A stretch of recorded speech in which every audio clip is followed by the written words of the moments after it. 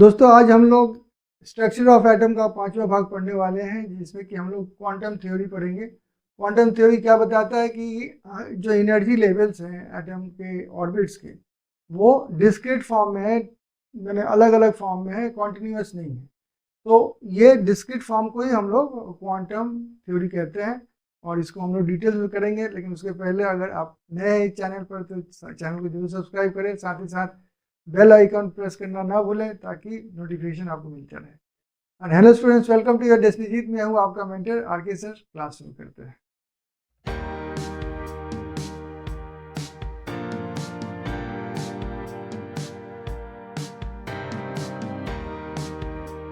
जो हम quantum mechanical model of atom पढ़ने वाले हैं, ये कैसे निकला? एक्चुअली ये निकला by the help of Schrödinger's equation two atoms. ठीक है, ये श्रोडिंगर्स इक्वेशन जो है एक बहुत ही कॉम्प्लिकेटेड इक्वेशन है, जो कि एक्चुअली आज की क्लास में मैं ज़्यादा उसके बारे में डिस्कस नहीं करने वाला हूँ। उसको मैं अगले क्लास में लेकिन आपको ज़रूर कहूँगा कि आप देखें। लेकिन मैं ये भी कहूँगा कि अगर आप नीट के बच्चे हो तो उसको आप ओवरलुक कर सकते हो, छोड़ सकते हो, लेकिन अगर देखते हो तो आपको ज्ञान तो जरूर आएगा। तो श्रोडिंगर का ही इक्वेशन भी हम डिस्कस करेंगे, लेकिन आज मैं रिदम खराब नहीं करना चाहता हूँ। जस्ट इसके जो हमारे एनसीईआरटी में जो इक्वेशन है वो है आपका H cap psi is equal to E psi. यहाँ पे साई जो आप देख रहे हो, ये त्रिशूल देख रहे हो शिव जी का, ये साई है? तो इसको हम लोग कहते हैं wave function of electron associated with each energy level. मैंने कहा ना डिस्क्रीट एनर्जी लेवल है, वो हम लोग पढ़ेंगे। इसमें कहा क्वांटम मॉडल ऑफ एटम में वो ईच एनर्जी लेवल पर इसका क्या वैल्यू होगा ये साई बताएगा, एक फिक्स वैल्यू बताएगा। और देखिए यहाँ पे एच कैप जो लिखा है उसको कहते हैं हम लोग हैमिल्टोनियन ऑपरेटर, जो उसको हम लोग एनर्जी ऑपरेटर भी कहते हैं। और ये जो ई जो है ये एनर्जी का सिंबल है, इसको हम ईजन वैल्यू कहते हैं, ईजन वैल्यू कहते हैं। तो ये सब आपको जस्ट थ्योरी के हिसाब से भी जानना है, इसका कोई आपका प्रैक्टिकल काम में नहीं लगेगा। जो आपको समझना है क्यों ये स्टार्ट हुआ ये बता दूंगा। ये स्टार्ट इसलिए हुआ कि हम लोग बोर्ड थ्योरी जो पढ़ रहे थे वो भी पूरी तरह से सक्षम नहीं हुआ हम लोगों को पूरी तरह से एटम के बारे में बताने में।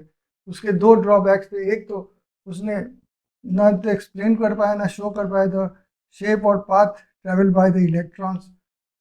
ठीक है, तो इलेक्ट्रॉन्स के उसने क्या बोर्ड ने क्या कहा था, ये आपका क्या है, ये आपका न्यूक्लियस है और ये एक राउंड सर्कुलर कह सकते हो, ये स्फेरिकल एक ऑर्बिट है। इलेक्ट्रॉन यहाँ पे होगा और यहाँ पे वो घूमता रहे। ठीक है, और फिर एक दूसरा एक ऑर्बिट होगा।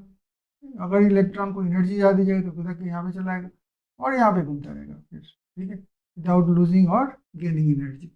लेकिन बात यह है कि ये वो तो कह दी, लेकिन थियोरेटिकली उन्होंने कहा था, थियोरेटिकली उन्होंने मैथमेटिकली कैलकुलेट करके कहा था, लेकिन ये बात सही नहीं निकला। हम लोग देखें कि हेसेनबर्ग जो अनसर्टेनिटी प्रिंसिपल है उसमें ये कहा जाता है कि एक्चुअली ये वेव फॉर्म में चलता है ना, ऐसे ऐसे इलेक्ट्रॉन, कभी इलेक्ट्रॉन यहाँ होगा, कभी इलेक्ट्रॉन यहाँ होगा, कभी इलेक्ट्रॉन यहाँ होगा। इलेक्ट्रॉन के पोजीशन तो चेंज हो रहे हैं, तो चेंज भी अनसर्टेन है, क्योंकि हम नहीं जानते कि कितना चेंज होगा, कितना स्पीड चेंज होगा। हम बताया था कि मोमेंटम और दोनों को अगर प्रोडक्ट लिया जाए पोजीशन का तो प्रोडक्ट जो है एक वैल्यू आएगा, लेकिन दोनों एक साथ में नहीं कैलकुलेट किए जा सकते हैं। तो ये चीज़ जो है बोर्ड यहाँ पे फेल कर गए ये समझाना। दूसरा उनका जो थ्योरी था वो पर्टिकुलरली केवल हाइड्रोजन के बारे में था, या हाइड्रोजन स्पीशीज के बारे में था। हाइड्रोजन स्पीशीज वो होते हैं इलेक्ट्रॉन्स वाले, जिसमें कि एक ही इलेक्ट्रॉन हो, भले ही उसका जो न्यूक्लियस का चार्ज बढ़ जाए, ज़्यादा खींचने लगे, अट्रैक्टिव पावर बढ़ जाएगी, लेकिन कॉम्प्लेक्स एटम्स के लिए उनके पास कोई एक्सप्लेनेशन नहीं था। तो इसलिए बोर्ड का थ्योरी तो हम लोग पूरी तरह से रिलाई नहीं कर सकते हैं। एक चीज़ और यहाँ पे मैं बता दूँ, जब आपको कहा जाए कि बहुत नज़दीक जा रहा है कोई इलेक्ट्रॉन एटम के नज़दीक जा रहा है, तो उसकी एनर्जी लेवल क्या ज़्यादा हो गया, ज़्यादा बहुत अट्रैक्टेड होगा ना। जैसे मान लीजिए किसी के पास में 4 प्रोटॉन है, 1 इलेक्ट्रॉन है, हो सकता है ऐसा, बेरिलियम जैसे 4 प्रोटॉन हो जाएंगे ना अगर 1 इलेक्ट्रॉन रखेंगे तो 3 प्लस हो जाएगा। तो उस समय देखिएगा कि आपका जो ये है अट्रैक्शन है बहुत ज़्यादा हो जाएगा, पावरफुल हो जाएगा देन हाइड्रोजन या हीलियम की तुलना में। तो उस समय जो अट्रैक्शन फोर्स बढ़ेगा, इसका मतलब एनर्जी क्या होगी इलेक्ट्रॉन की, एनर्जी की लोएस्ट लेवल पे होगी, क्योंकि हम लोग जानते हैं कि ग्राउंड लेवल पर नेगेटिव में होता है, जब अट्रैक्शन नहीं होगी, जब इन्फिनिटी पर इलेक्ट्रॉन होगा तब उसकी वैल्यू ज़ीरो होगी। ज़ीरो से नेगेटिव की तरफ जाता है, जितना वो नज़दीक जाएगा न्यूक्लियस के उतना में उसका नेगेटिव वैल्यू आएगा। याद रखिएगा स्ट्रॉन्गेस्ट पुलिंग में सबसे मैक्सिमम नेगेटिव वैल्यू होता है। बच्चे यहाँ पे गलतियाँ बहुत करते हैं, सोचते हैं स्ट्रॉन्गेस्ट पुलिंग स्ट्रॉन्गेस्ट एनर्जी, नहीं, एनर्जी लोएस्ट एनर्जी वहाँ पे होगा। तो बोर्ड ने तो हमें बता दिया कि ऑर्बिट्स होते हैं। ऑर्बिट्स माने एक न्यूक्लियस और उसके चार एक ऑर्बिट, दो ऑर्बिट, तीन ऑर्बिट, अलग अलग एनर्जी लेवल के ऑर्बिट। एक्चुअली ऐसे नहीं होते शेप आपके एटम्स के जो शेल्स होते हैं उसके ऐसे नहीं होते हैं। तो कैसे होते हैं? वो एक्चुअली ऑर्बिटल्स में होते हैं। अब ये ऑर्बिटल्स क्या है, कहने मतलब कि ये जो अलग अलग पोजीशन पे, जैसे यहाँ पे हम जो पढ़ेंगे ऑर्बिटल्स पढ़ेंगे सब तो सब समझेंगे। तो ऑर्बिटल्स एंड ऑर्बिट में अंतर है। एक ऑर्बिट में आप जैसे कि आप जानते हो कि अगर देखा जाए, इसको हम के कह दें, इसको एल कह दें, इसको एम कह दें एंड सो ऑन, तो हम जानते हैं कि ये 1 नंबर है और ये 2 नंबर है और ये 3 नंबर है। तो नंबर ऑफ इलेक्ट्रॉन्स जो इसमें होंगे, तो के में कितने इलेक्ट्रॉन्स होंगे? तो 2 × 1 स्क्वायर, यानी कि 2 मैक्सिमम इलेक्ट्रॉन्स हो सकते हैं। उसी तरह के एल में कितने होंगे? 2 × 2 स्क्वायर, यानी कि 2 × 4, 8 इलेक्ट्रॉन्स मैक्स हो सकते हैं। उसी तरह से ये एम में कितना हो? 2 × 3 स्क्वायर इज इक्वल टू 18 हो सकता है, यानी कि रूल है 2n स्क्वायर आपके इलेक्ट्रॉन्स होंगे ऑर्बिट में मैक्स। ठीक है, लेकिन ऑर्बिटल्स में कितने इलेक्ट्रॉन्स हो सकते हैं मैक्स? ऑर्बिटल्स में याद रखिएगा, ऑर्बिटल्स में केवल 2 electrons max, max 2 max electrons in 1 orbital. कोई भी ऑर्बिटल हो उससे ज़्यादा आपका इलेक्ट्रॉन नहीं हो सकता। तो ऑर्बिटल ऑर्बिट में तो कुछ अंतर हुआ। ऑर्बिटल्स हम लोग पढ़ेंगे अलग अलग, पहले तो समझे हम लोग ऑर्बिटल्स एंड क्वांटम नंबर समझे। Large number of orbitals are possible in an atom. बहुत सारे ऑर्बिटल्स हो सकते हैं इन एटम में। Qualitatively these orbitals can be distinguished by their size, shape and orientation. अलग अलग शेप होते हैं, अलग, उसी से मैंने ड्रॉ कर रहा हूँ। सीडी में कैसे हर चीज़ बता दी है, नहीं बता सकते ना, तो मैं बताऊंगा, अलग अलग आएगा फिगर में बताऊंगा। ओरिएंटेशन होगा, साइज अलग होगा। ओरिएंटेशन माने कि कहाँ पे उसकी डेंसिटी ज़्यादा होगी, कहाँ कम होगी, इस तरह से। N orbital of smaller size means more chance of finding the electron near the nucleus.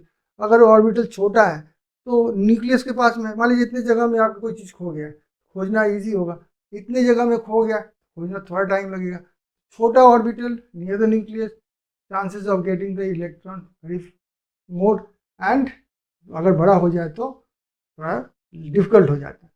Similarly shape and orientation भी वहाँ पे होता है, प्रोबेबिलिटी उससे भी हम लोग देखते हैं कहाँ पे मिल सकता है, किस डायरेक्शन में मिल सकता है, डायरेक्शंस उसमें देखने लगते हैं हम लोग। Atomic orbitals are precisely distinguished by what is known by quantum numbers. अब हम एक वर्ड आ रहा है क्वांटम नंबर, ठीक है। ईच ऑर्बिटल, ठीक है, each orbital is designated by 3 quantum numbers levelled n, l and ml। तो देखिए क्वांटम नंबर्स अब हम समझेंगे क्या है। तो पहला नंबर बता दो कि यहाँ पे हम लोग 3 क्वांटम नंबर्स देख रहे हैं। एक्चुअली बाद में जाके एक और क्वांटम नंबर डिस्कवर हुआ था, लेकिन स्क्रोडिंगर जब इक्वेशंस बना रहे थे तो उनके टाइम में केवल ये 3 आपके क्या थे, 3 आपके आपके ऑर्बिट ये क्वांटम नंबर्स पता था उनको। उनको एक और क्वांटम नंबर होता है जिसको स्पिन कहते हैं, तो स्पिन ऑफ द इलेक्ट्रॉन, वो उनको नहीं पता था, MS उसको कहते हैं। तो ये बाद में इंट्रोड्यूस हुआ है, तो इसको हम लोग बाद में काउंट करते हैं।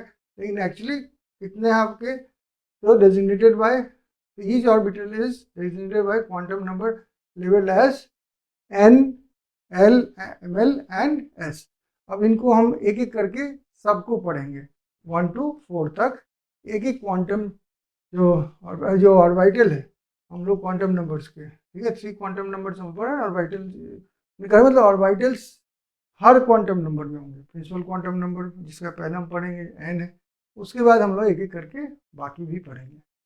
अब देखते हैं ये पहला जो क्वांटम नंबर है क्या उसका नाम है, प्रिंसिपल क्वांटम नंबर है, और उसको हम लोग डिनोट करते हैं bye n। The principal quantum number determines the size and to large extent the energy of the orbital. For hydrogen atom and hydrogen-like species, energy and size, hydrogen हो या हाइड्रोजन-like species यानी कि एक इलेक्ट्रॉन वाला होगा, energy and size of the orbital depend on just n, principal quantum number. The principal quantum number जो कहते हैं, अच्छा, ऑल्सो आइडेंटिफाइज द शेल। तो आप कहोगे कि जैसे मान लीजिए मैंने अभी ड्रॉ किया था ना, तो मैं तो सिंपल बोर्ड के फॉर्म में ड्रॉ किया था, तो न्यूक्लियस मैंने बताया था, और फिर मैंने 1 2 3 ऐसे बना दिया था। 3 ये शेल है या ऑर्बिट्स कहते थे वो, ठीक है। ये शेल जो है, ये 1 नंबर था, ये 2 नंबर था, ये 3 नंबर। तो हम अगर क्वांटम नंबर 3 का है तो हम 3 शेल्स की, 3rd शेल की बात कर रहे हैं। क्वांटम नंबर 2 का है तो हम 2 नंबर शेल की बात कर रहे हैं। क्वांटम नंबर 1 का आएंगे तो हम नंबर 1 शेल, 1st शेल की बात कर रहे हैं। और क्वांटम नंबर हम 4 का है, n इज इक्वल टू 4, हम 4th शेल की बात कर रहे हैं। ये बात आपको पहले समझना पड़ेगा। अब देखिए, इससे ये पता चल गया कि इसमें तो ये पता चल गया कि with the increase in the value of n the number of allowed orbitals will also increase. कैसे? जैसे जैसे जैसे हम लोग जाएंगे तो उसकी स्पेस बढ़ रही है ना, तो उसमें ऑर्बिटल ज़्यादा क्या हो सकते हैं, एडजस्ट हो सकते हैं। तो देखा गया कि नंबर ऑफ ऑर्बिटल्स कितने हो सकते हैं, n स्क्वायर के हिसाब से होते हैं। कितने? n square. अब देखिए, पहला नंबर जो ऑर्बिटल क्वांटम नंबर है, यानी पहला नंबर शेल है, उसमें कितने आपके हो सकते हैं तब, क्या, ऑर्बिटल्स। ऑर्बिटल्स आपके होंगे ऑर्बिटल्स, तो होंगे n स्क्वायर माने 1 स्क्वायर, 1 ऑर्बिटल मिलेगा आपको, ठीक है। 2 वाले में कितना मिलेगा orbitals, is equal to 2 square, यानी कि 4 मिलेंगे आपको। 3 वाले में कितना मिलेगा, 3 वाले में, 3 में मिलेगा आपको ऑर्बिटल्स इज इक्वल 3 स्क्वायर, यानी कि 9 ऑर्बिटल। देखेंगे कैसे बनेगा वो भी बताएंगे आपको। 4 वाले में कितना बनेगा ऑर्बिटल्स, ऑर्बिटल्स होंगे आपके 4 वाले नंबर शेल की बात कर रहे हैं। क्वांटम नंबर 4 मतलब शेल नंबर 4 हो गया, तो ये हो गया आपका 4 स्क्वायर, यानी कि 60। तो ये आपको इससे से आपको जानना है। और क्वांटम नंबर 1 2 3 हम shell number K L M N and so on कहते हैं। अभी तो मैंने दिखाया कि एल एम एन करके ये 1 2 3 कहा जाता है। Size of the orbital increases with increase in the quantum number. तो पता है स्पेस मिल रही तो साइज भी बढ़ेगा इसका, आपका ऑर्बिटल का। तो क्वांटम नंबर 4 है तो वहाँ पर साइज जो है ऑर्बिटल का वो बड़ा होगा, और अगर आप 2 नंबर में लेते हो तो उसमें ऑर्बिटल जो होंगे उसके साइज छोटे होंगे। हर चीज़ को मैं समझाऊंगा आपको, ध्यान रखिएगा। अब ये लाल से लिखा हुआ है कुछ बात, इसको याद कर लीजिएगा आप। Number of sub shells in the N shell. अब क्वांटम, अभी तो क्वांटम नंबर में बता रहा था, उसके बाद मैं ऑर्बिटल्स बताया, शेल्स बताया। अब सब शेल्स क्या होता है तो पढ़ेंगे सब शेल्स के बारे में जस्ट इसके बाद में, लेकिन पहले बता दूं, ये याद कर लीजिए कि number of shells in the nth shell. मान लीजिए 4 नंबर शेल है ना ये, इसमें नंबर ऑफ शेल्स कितने होंगे, शेल्स, ऑर्बिटल्स नहीं, ऑर्बिटल्स तो आपको 16 होंगे, शेल्स इसमें 4 होंगे। 1 नंबर में शेल्स कितने होंगे, शेल्स नहीं, सब शेल्स। शेल्स तो ये 1 नंबर शेल है, उसमें सब शेल्स कितने होंगे, एक, कितना, एक ही होगा ना, n है। 2 नंबर में कितने होंगे, 2 नंबर शेल में 2 शेल्स होंगे, सब शेल्स। 3 नंबर शेल में कितने सब शेल्स होंगे, तो आपके 3 सब शेल्स होंगे। 4 नंबर शेल में कितने सब शेल्स होंगे, तो 4 सब शेल्स होंगे। 4 नंबर मैंने एक ही सेल की बात कर रहा हूँ मैं। अब ये कहोगे कि आप सब शेल्स बोल रहे हो, आप एक सब शेल्स के बारे में नहीं बता रहे, क्योंकि जस्ट मैं नेक्स्ट स्लाइड में जाऊंगा और सब शेल्स के बारे में पढ़ाऊंगा। तो पहले आपको याद करा दूं क्या पॉइंट्स हैं। एक तो सब शेल्स के बारे में आप जान गए, जितना नंबर आप शेल लोगे यानी जितना नंबर क्वांटम नंबर होगा उतने सारे उसमें सब शेल्स होंगे। नेक्स्ट है number of allowed orbitals in the nth shell. तो nth शेल मैंने 4 नंबर शेल में कितने अलाउड ऑर्बिटल्स हैं, तो 4 स्क्वायर है, तो n स्क्वायर होगा, 4 स्क्वायर 16। 3 होता, तो 3 स्क्वायर 9 होता, एंड सो ऑन। उसके बाद है maximum number of electrons possible in the shell 2n square, वो भी मैं भी दिखा दिया हूँ आपको कि इलेक्ट्रॉन्स जो है आपकी LMN करते हो तो 1 2 3 कर दो उसको, तो 2n स्क्वायर करो तो पहले वाले में 2 होगा, दूसरे में 8 होगा, तीसरे में 18 एंड सो ऑन। इस तरह से हम लोग देखते हैं कि ये 3 जो वैल्यूज हैं हमको याद होनी चाहिए। तो अभी हमने समाप्त क्या किया, हम लोग फिनिश किए प्रिंसिपल क्वांटम नंबर जिसको n से डिनोट करते हैं। अब एक नया क्वांटम नंबर जिसको हम अजीमुथल क्वांटम नंबर कहते हैं, इसको हम लोग डिनोट करते हैं लेटर L से, L, ठीक है। Also known as orbital angular momentum, इसका एक दो नाम और भी है, ऑर्बिटल एंगुलर मोमेंटम इसको कहते हैं, या subsidiary quantum number. Main quantum number कौन है, प्रिंसिपल क्वांटम नंबर n, और उसका सब्सिडियरी सबऑर्डिनेट है कौन, अजीमुथल क्वांटम नंबर जिसको सब्सिडियरी क्वांटम नंबर कहते हैं या ऑर्बिटल एंगुलर मोमेंटम कहते हैं, और इसको हम डिनोट करते हैं by the letter L। It define the 3 dimensional shape of the orbital. अब हम लोग देखो हम 3D में आ गए ना, 3D फॉर्म में हम लोग ऑर्बिटल को बताता है। For a given value of n, possible number of L कितना हो सकता है, देखिए अब जो L लिखिएगा, जो आप n का वैल्यू लिखिएगा -1 कर दीजिएगा, तो वो नंबर ऑफ आपके पॉसिबल वैल्यू ऑफ L उतना हो जाएगा। अब L 0 हो जाए क्या, वो 0 हो जाए एकदम कुछ नहीं रहेगा, नहीं, उसके बारे में पढ़ेंगे हम। तो मान लीजिए आप n इज इक्वल टू 1 लिखते हो, n इज इक्वल टू 1 लिखते हो, L इज इक्वल टू कितना हो जाएगा -1 0, n इज इक्वल टू 2 लिखते हो, L कितना हो जाएगा 2 - 1 1 हो जाएगा। आप n इज इक्वल टू 3 लिखते हो तो L इज इक्वल टू क्या हो जाएगा 2 हो जाएगा। n इज इक्वल टू 4 लिखते हो, L इज इक्वल टू क्या हो जाएगा 3 हो जाएगा। n इज इक्वल टू 5 लिखते हो, L इज इक्वल टू 4 हो जाएगा। अब इसका मतलब क्या होता है हम लोग देखेंगे। तो L का वैल्यू 0 1 2 3 4 5 हो रहा है, अप टू n-1 आपका n जितना भी माइनस हमें 5 तक लिया, तो देखिए n-1 4 आ गया। अब देखिए ये है अजीमुथल क्वांटम नंबर L, और उसका हम लोग यहाँ पे समझेंगे। तो देखिए अगर हम शेल नंबर 1 लेते हैं, ठीक है, 1 नंबर शेल लेते हैं तो 1 - 0, तो उसको 0 नंबर अजीमुथल कहेंगे। और 0 किसको दिया गया है, 0 दिया गया है S को कहा जाता है, यह है सब शेल S को 0 नंबर डिजिग्नेट किया गया है। जब हम लोग n इज इक्वल टू 2 लेते हैं तो क्या हो जाता है, P बनता है। n इज इक्वल टू 2 लेते हैं तो L इज इक्वल टू 1 हो जाता है। तो P के लिए हम लोग डिजिग्नेट करते हैं नंबर 1। D के लिए n इज इक्वल टू 3 होगा तो L इज इक्वल टू 2 होगा। L का जब वैल्यू 2 होगा तो इसका मतलब हम लोग कह रहे हैं d ऑर्बिटल की बात कर रहे हैं, d सब शेल की बात कर रहे हैं, सब शेल की बात कर रहे हैं। और अगर 3 अगर आपका L है तो हम लोग f सब शेल की बात कर रहे हैं। तो यहाँ पे आप समझ सकते हो ये क्या है, 0 का मतलब क्या हो गया s सब शेल, ठीक है। इसका मतलब क्या होगा p सब शेल, इसका मतलब क्या होगा d सब शेल, इसका मतलब क्या हो गया f सब शेल, इसका मतलब क्या हो गया g सब शेल। अब उसके बाद कुछ भी कर सकते हो, ये ऐसा तरीका होता है। तो हम लोग f तक ही पढ़ते हैं।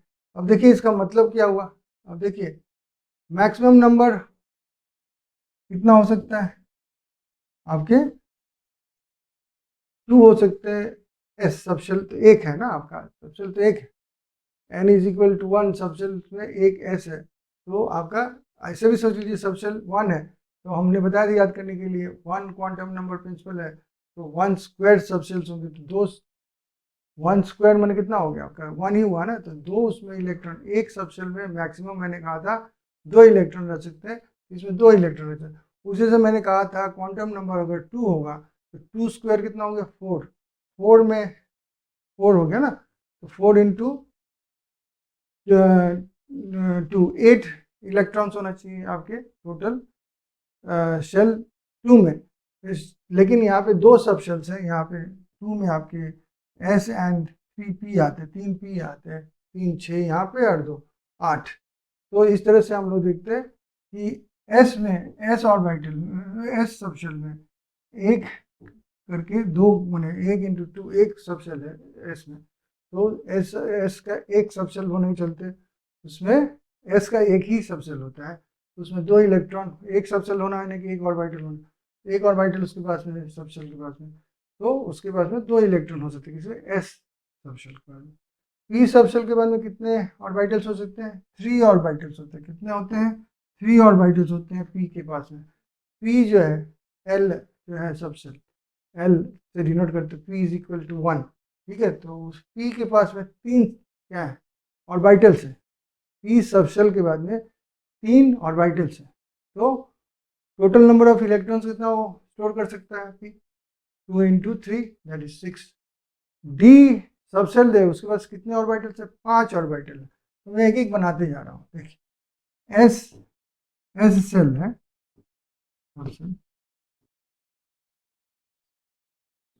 उसमें ऑर्बिटल्स कितने हैं? 1 ऑर्बिटल, और उसको दिखाते कैसे? ऐसे, ठीक है। पी सब शेल, उसके पास में कितने ऑर्बिटल्स हैं? तो उसके पास में 3 orbitals. D sub shell,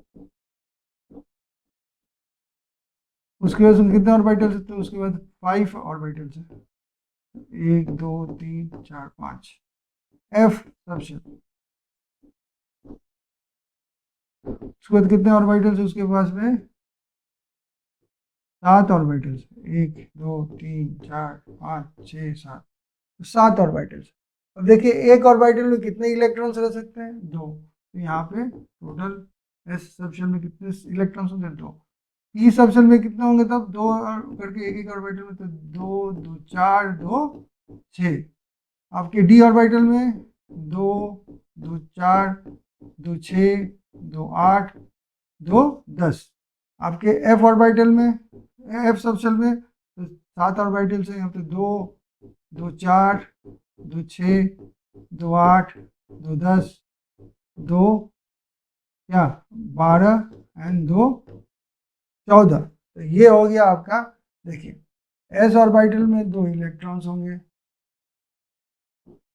P orbital में टोटल कितना होंगे? 3 है आपके ऑर्बिटल्स, पी के 3 ऑर्बिटल्स हैं, तो उसमें 6 इलेक्ट्रॉन्स होंगे। डी के आपके 5 ऑर्बिटल्स हैं, तो उसमें 2 करके 10 होंगे इलेक्ट्रॉन्स। एफ के आपके 7 ऑर्बिटल्स हैं, 2 करके उसमें इलेक्ट्रॉन्स होंगे 14। इस तरह से हम लोग किसी भी मैंने आप शेल कोई भी ले लीजिए, लेकिन ऑर्बिटल्स उसके उतना ही होंगे, इसके S P D and F के। एस के 1 orbital, P 2 orbital, sorry 3 orbital, D 5 and F 7 orbitals. इनका एज्यूमेटल नंबर क्या है? एस का 0, पी का 1, डी का 2 एंड एफ का 3। याद रखिएगा, बहुत इंपॉर्टेंट है। इसका शेप भी, अगर अभी तो शेप पढ़ेंगे हम लोग, लेकिन एक जस्ट हेल्प के लिए दे देता हूँ कि यहाँ पे शेप देखिएगा। स्फेरिकल जो शेप है वो है आपका इसका एस का, एस का शेप ऐसे होता है, ठीक है, बॉल के जैसा, सर्कल की तरह नहीं। उसके बाद है पी का, वो है डम्बल बेल शेप, तो डम्बल बेल ऐसे होता है कुछ ऐसे। उसके बाद है आपका डी का, तो यहाँ पे क्लोवर लीफ लिखा है, हम ऐसे पकड़ लेते हैं, 2 डम्बल बेल पकड़ लीजिए, छोटा हो गया थोड़ा, मैं ठीक से बना देता हूँ। एक ऐसे और ऐसे पकड़, एक और भी होता है उसका स्पेशल केस ऐसे, ठीक है। तो वो एक होता है, बाकी ऐसे ही ज़्यादातर डी होते हैं।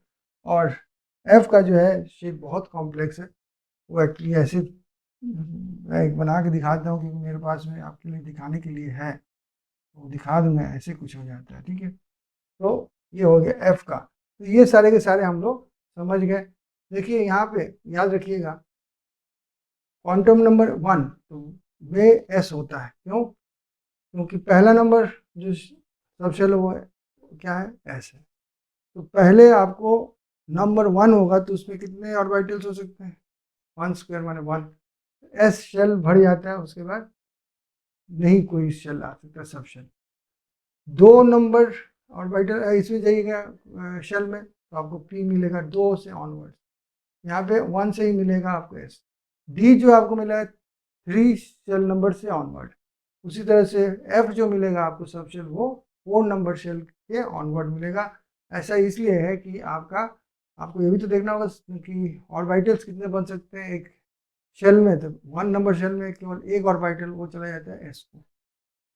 2 स्क्वायर होता है तो आपके 4 ऑर्बिटल्स बन सकते हैं, जो कि एक स्क्वायर एक चला जाता है s के, और 3 जो है आपके p को मिल जाता है। उसके बाद हम लोग 3 स्क्वायर करते हैं थर्ड नंबर क्वांटम नंबर से। तो थर्ड शेल में आपके 9 ऑर्बिटल्स बनेंगे, जिसमें कि एक बनता है आपका s का, 3 बनता है आपका p का, बचा 5 आपका d का हो गया। तो d स्टार्ट हो गया 3 से। अब फोर्थ नंबर हम जाते हैं शेल में, तो फोर्थ स्क्वायर 16 आपके ऑर्बिटल्स बन सकते हैं। तो उसमें एक ऑर्बिटल जो है किसका है, s का, 3 किसका है, p का, 5 किसका है, d का। तो 5 एंड 4 9 हो गया, बचा अब 7। तो 7 ऑर्बिटल्स f का शुरू होता है आपका 4 नंबर कहाँ से, शेल से, उसके ऑनवर्ड्स हो सकता है। तो ये सारी चीज़ आपको समझने होंगे। नेक्स्ट जो क्वांटम नंबर हम पढ़ने वाले हैं उसका नाम है मैग्नेटिक ऑर्बिटल क्वांटम नंबर। ठीक है, मैग्नेटिक ऑर्बिटल क्वांटम नंबर, और उसको डिनोट करते हैं बाय ml, स्मॉल ml। तो it gives information of the special, यानी 3D कैसे डायमेंशन में ऑर्बिटल होते हैं, और उसको बताता है। For any subshell defined L, आपको L पता है, तो इसके L ml का वैल्यू कितना होगा, 2l+1, 2l+1। जितने मैंने कहा तो उतने स्पेस उसके पास होगा। कैसे हम समझाएंगे आपको। देखिए ml जो है वो शुरू होगा -l से, -l-1, -l-2 करके ऐसे अगर 0 पे आएगा, फिर वो 1 2 करते करते l-2 l-1 l तक पहुंचेगा। इतना लंबा आपको समझ में नहीं आएगा। मान लीजिए हमने l ले लिया, l मैंने क्या हो गया, l तो आप बता सकते हो ना, l मैंने बताया, l अगर 0 है तो क्या मतलब होगा, s, ठीक है, s। l आपका 1 है तो क्या होगा, p, l 2 है तो क्या है, d। ये याद रखिएगा, l अगर आपका 3 है तो क्या है, f। ये बात आपको याद होनी चाहिए। अब देखिए हम समझा रहे हैं आपको। जैसे मान लीजिए लिखा हुआ है l is equal to 2, l is equal to 2 लिखा हुआ है, तो ml का वैल्यू क्या होगा, चलिए लिखते हैं ml फॉर, लिख देते हैं l इज इक्वल टू, ये होगा जो वैल्यू यहाँ पे उसका नेगेटिव लिखिए पहले, -2, -1 0 1 एंड 2 ऐसे। तो कितने आपके बने देखे थे इसमें ऑर्बिटल्स, तो ऑर्बिटल्स आपके बन गए 5। किसका था ये, L2 किसका है, D का। ये ऑर्बिटल्स के डेजिग्नेशन से कहाँ किस पोजीशन में कौन सा होगा मैं बता दूं, ये थ्योरी में ही लगेगा।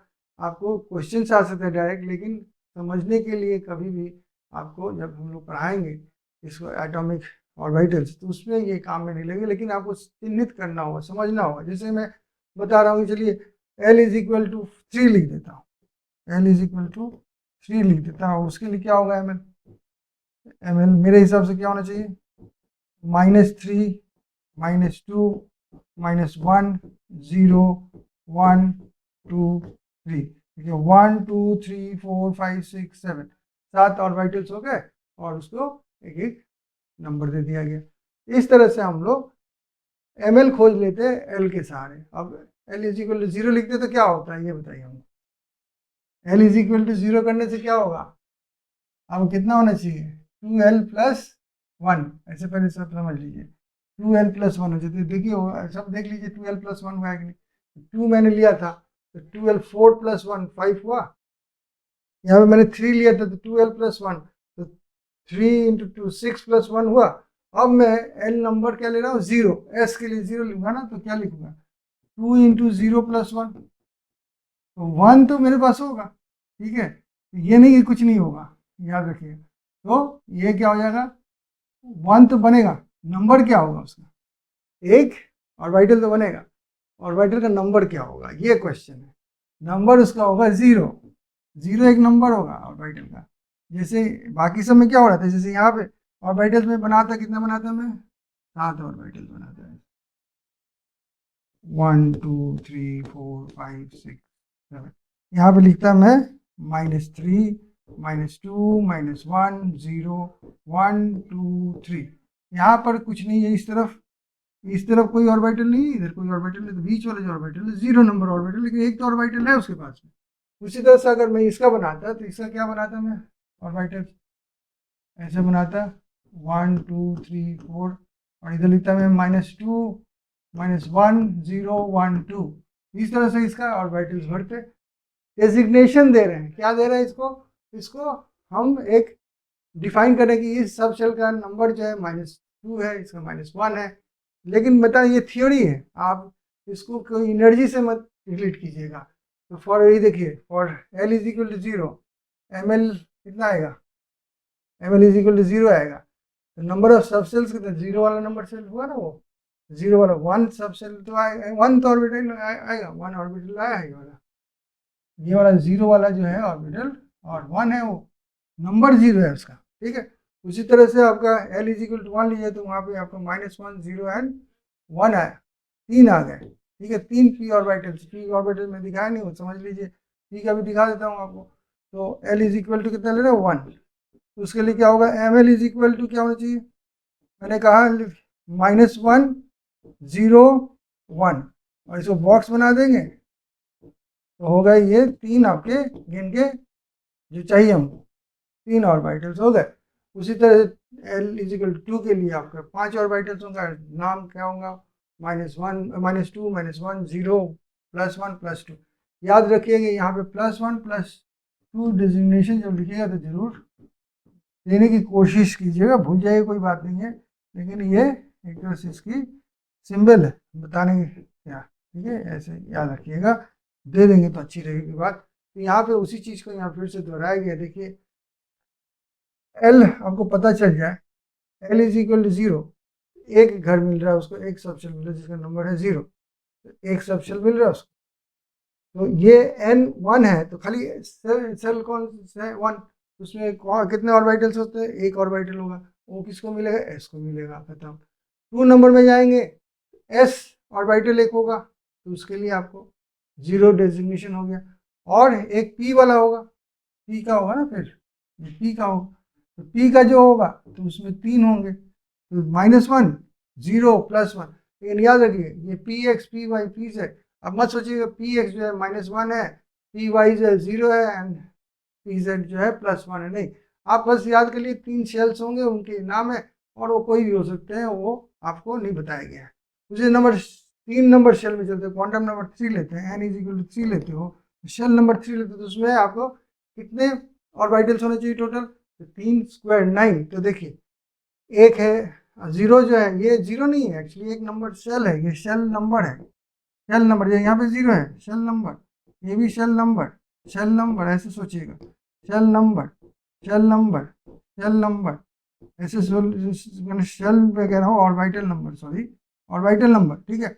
अब देखिए इस n इज इक्वल टू 3 में कितने ऑर्बिटल्स होने चाहिए, 3 स्क्वायर होने चाहिए, यानी कि 9 होने चाहिए। तो देखिए यहाँ पे कितना है, 1 2 3 4 5 6 7 8 9। तो ये देखिए 1 आपका जो ऑर्बिटल है वो s का है, और 3 जो ऑर्बिटल्स हैं वो p के, जिसको px py pz कहला जा रहा है, और 5 जो ऑर्बिटल्स हैं वो किसके हैं, d के हैं, जिसको dx y dx z d y z d x square minus Y square and d z square, ये सारे के सारे मिला के कितने ऑर्बिटल्स बने, 9 ऑर्बिटल्स बने।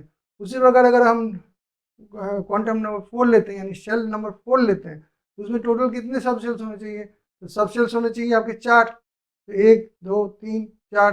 आप कहोगे कहाँ, 0 तो एस का नंबर है, 0 एल नंबर जो है एस का, जितने आपके ये होंगे क्या बोलते हैं क्वांटम नंबर हो, उतने सब शेल्स होंगे, और उसके स्क्वायर जो होंगे वो होंगे उसके ऑर्बिटल्स।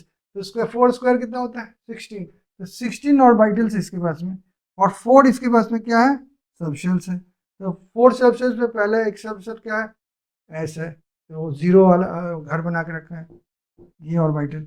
अब उसके बाद है पी, तो उसके 3 ऑर्बिटल्स हैं, 3 ऑर्बिटल्स हैं, 1 -1 0 एंड +1। उसके बाद डी के कितने ऑर्बिटल्स होंगे, तो इसके 5 ऑर्बिटल्स होंगे, तो वो कौन कौन से नाम डेजिग्नेट किया गया है, -2 -1 0 +1 +2, इस तरह से। और उसके बाद आपका आता है एफ का, एफ के कितने ऑर्बिटल्स होंगे, तो वो होंगे आपके -3 -2 -1 0 +1 +2 एंड +3। तो टोटल आप काउंट करोगे देखोगे यहाँ पे 1, यहाँ पे 3, यहाँ पे 5, यहाँ पे 7 और ये ऐड करके देखोगे तो 16 यानी कि n² हो गया। तो जितने नंबर आप लोगे शेल नंबर उसका स्क्वायर कर दोगे तो आपको पता चलेगा ऑर्बिटल्स कितने उसमें हैं, और उसको खाली नंबर देखिएगा तो बता देंगे कि कितने टाइप के सब शेल्स हैं। तो 4 टाइप के सब शेल्स हैं यहाँ पे, 0 1 2 3। 0 क्या है, 0 1 2 3 ये उनका सब्सिट्यूटरी क्वांटिटी नंबर है, यानी कि हम कह सकते हैं इसको कि एल वैल्यू है। एल इज इक्वल टू यहाँ पे 0 है, L is equal to 0, L is equal to 1, L is equal to 2, L is equal to 3 and so on. सब में ये एल है, तो ये एल इधर ये एल है, ठीक है ना। एल इज इक्वल टू यहाँ पे 0, यहाँ पे एल इज इक्वल टू 0, यहाँ पे खाली 0 होगा आपका फर्स्ट एन में, और N2 में 0 एंड 1 होगा, 3 में L0 L1 एंड L2 होगा, और 4 में L0 L1 L2 L3 होगा। इस तरह से हम यहाँ तक उम्मीद करते हैं मैग्नेटिक ऑर्बिटल जो क्वांटम नंबर है जिसको ML कहते हैं आप अच्छी तरह समझ गए। अब हम लोग लास्ट क्वांटम नंबर पर चले आते हैं जो कि मैंने बताया कि बाद में जाके डिस्कवर हुआ था। ये श्रोडिंगर नहीं जानते थे उस समय, उन्होंने 3 क्वांटम नंबर से ही काम किया था इक्वेशन में अपना। ये बाद में पता चला कि देखिए कभी कभी हो सकता है इतना करने के बाद में एनर्जी कभी भी एक इलेक्ट्रॉन का दूसरे इलेक्ट्रॉन के बराबर नहीं हो सकता है। तो ऐसे तो देखा जाए हो सकते थे, लेकिन अब देखा गया कि अगर ये वाला कंडीशन अप्लाई कर दिया जाए तो कभी भी एनर्जी 2 इलेक्ट्रॉन्स के इक्वल नहीं हो सकती। ये क्या है, ये है स्पिन क्वांटम नंबर जिसको MS कहते हैं, और इलेक्ट्रॉन स्पिन भी कहते हैं उसको। क्या कहते हैं, इलेक्ट्रॉन स्पिन। अब देख रहे ये पैर जैसे देख रहे हो, ये बड़ा सा, ये आपके पास में इलेक्ट्रॉन्स है। क्या है, इलेक्ट्रॉन्स है, ये इलेक्ट्रॉन्स है, ठीक है। इलेक्ट्रॉन स्पिन कर रहे हैं, एक देखिए एंटी क्लॉकवाइज स्पिन कर रहे हैं रेड कलर, और ये क्लॉकवाइज स्पिन कर रहा है, यानी 2 अलग अलग, जैसे अर्थ रोटेट करता है ना अपने एक्सिस पर, वैसे स्पिन करते हैं आपके कौन, ये इलेक्ट्रॉन्स। अब जो एंटी क्लॉकवाइज करता है उसका जो वैल्यू देखा उसको कहेंगे स्पिनिंग अप, जैसे ऊपर की तरफ स्पिन कर रहे हो, ठीक है। और जो क्लॉकवाइज कर रहे हो उसको कहते हैं स्पिनिंग डाउन। तो वैल्यू देखा गया है कि ये स्पिनिंग अप को हम लोग प्लस मानते हैं और स्पिनिंग डाउन को हम लोग माइनस मानते हैं। वैल्यू दोनों का इक्वल है, इसका भी हाफ है उसका भी हाफ है, लेकिन ये प्लस हाफ हो जाता है, ये माइनस हाफ हो जाता है, तो वैल्यू तो अलग हो जाएगा उनका एनर्जी का। इस तरह से एनर्जी डिफरेंस, कोई दो इलेक्ट्रॉन सेम एनर्जी के नहीं हो सकते एक एटम में। तो the 3 quantum numbers are not enough to explain the line spectra observed in the case of multi-electron atoms. That is, देखिए मैं अभी बताया कि ये बाद में क्यों पता चले, अभी बता दूं कि बोर्ड ने, बाकी लोगों ने, सब ने हाइड्रोजन या हाइड्रोजन लाइक एटम्स स्पीशीज पर काम करना शुरू किया और किया। इससे नुकसान है, फायदा क्या हुआ? फायदा तो ये हुआ कि एक इलेक्ट्रॉन था, कोई झमेला नहीं था, तो एनर्जी लेवल ठीक से पता चल जा रहा है। बस प्रॉब्लम ये हो रही थी कि जब 2 इलेक्ट्रॉन्स या 2 से अधिक इलेक्ट्रॉन अगर हो एटम में, तो क्या एटम्स के इलेक्ट्रॉन से इंटरेक्ट नहीं करेंगे? जब एटम में प्रोटॉन है यानी कि न्यूक्लियस पॉजिटिव है और एक इलेक्ट्रॉन है, तो एक फोर्स काम करता है, कौन सा? अट्रैक्टिव इलेक्ट्रिक फोर्स, ठीक है ना, माइनस एंड प्लस। लेकिन जब इलेक्ट्रॉन की संख्या बढ़ जाए तो एक रिपल्सिव फोर्स भी तो तैयार होगा दोनों के बीच में। अलग अलग एनर्जी लेवल भी अलग अलग है, कोई दो नंबर एन पर है, N2 पर है, कोई 1 पर है, कोई 3 पर है, तो इनके बीच में भी तो रिपल्शन होगी। तो वो सारी चीज़ों को लेने के लिए हमको ये कॉन्सेप्ट को ऐड करना पड़ा। तो मल्टी इलेक्ट्रॉन एटम में देखा गया सम लाइंस एक्चुअली अकर इन डबलेट्स, ट्रिपलेट्स। तो जस्ट हाइड्रोजन जब स्पेक्ट्रम देखा तो एक लाइन दिख रहा है एनर्जी लेवल का, वहाँ से ड्रॉप किया, बामर पास्चन ये सब पढ़े हो, तो उसकी बात हो रही है। तो ये तो एक एक लाइन दिखा रहे हैं ना, वहाँ से इस लेवल से इस लेवल को आने में, लेकिन यहाँ पे देखा कि डबल लाइन्स बहुत क्लोज टू माइक्रोस्कोप में देख रहे हो 2 लाइन्स है, उसके बाद ट्रिपलेट्स दे गई। ये ऐसे क्यों हुआ? तो ये इस एनर्जी के चलते जो इंटरेक्शन कर रहे हैं एक दूसरे के बीच में। तो an electron spins around its own axis besides charge and mass, an electron has an intrinsic spin angular quantum number, spin यही वाला स्पिन एंगुलर क्वांटम नंबर कहते हैं, इसको स्पिन क्वांटम नंबर ही कहते हैं।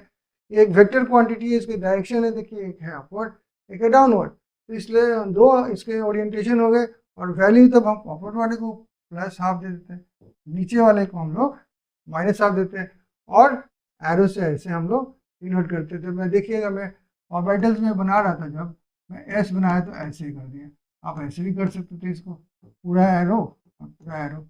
मैं जल्दी जल्दी करने के लिए, जस्ट डायरेक्शन दिखाने के लिए ऐसे कर रहा था मैं। पी मैंने जब बनाया तो ऐसे मैंने 3 बॉक्स बनाया, और फिर मैंने क्या किया, ऐसे कर दिया, ऐसे कर दिया। आप पूरा ऐसे करके लिख सकते थे, मैंने ऐसे कर दिया था, आप ऐसे कर सकते हो, मैंने ऐसे कर दिया था, आप ऐसे। तो ये स्पिन ही बता रहे, डायरेक्शन है, वेक्टर है ना, वेक्टर डायरेक्शन बताता है, एरो से हम लोग दिखाते हैं। इस तरह से एक अप स्पिन और एक अप स्पिन और स्पिन अप होता है, एक डाउन स्पिन होता है। वैल्यूज दोनों को सेम मैग्नीट्यूड है, लेकिन वैल्यू सेम नहीं है, एक है प्लस एक है माइनस, माने ऑपोजिट स्पिन है। कभी भी दो इलेक्ट्रॉन्स जो रहेंगे एक एटम के किसी भी ऑर्बिटल में, वो सेम एनर्जी में नहीं रहेंगे। पहला क्वेश्चन देखते हैं, ये क्वेश्चन नहीं कहेंगे इसको, जस्ट प्रैक्टिस देखते हैं। What is the total number of orbitals associated with the principal quantum number, n is equal to 3, n is equal to 3 दिया हुआ।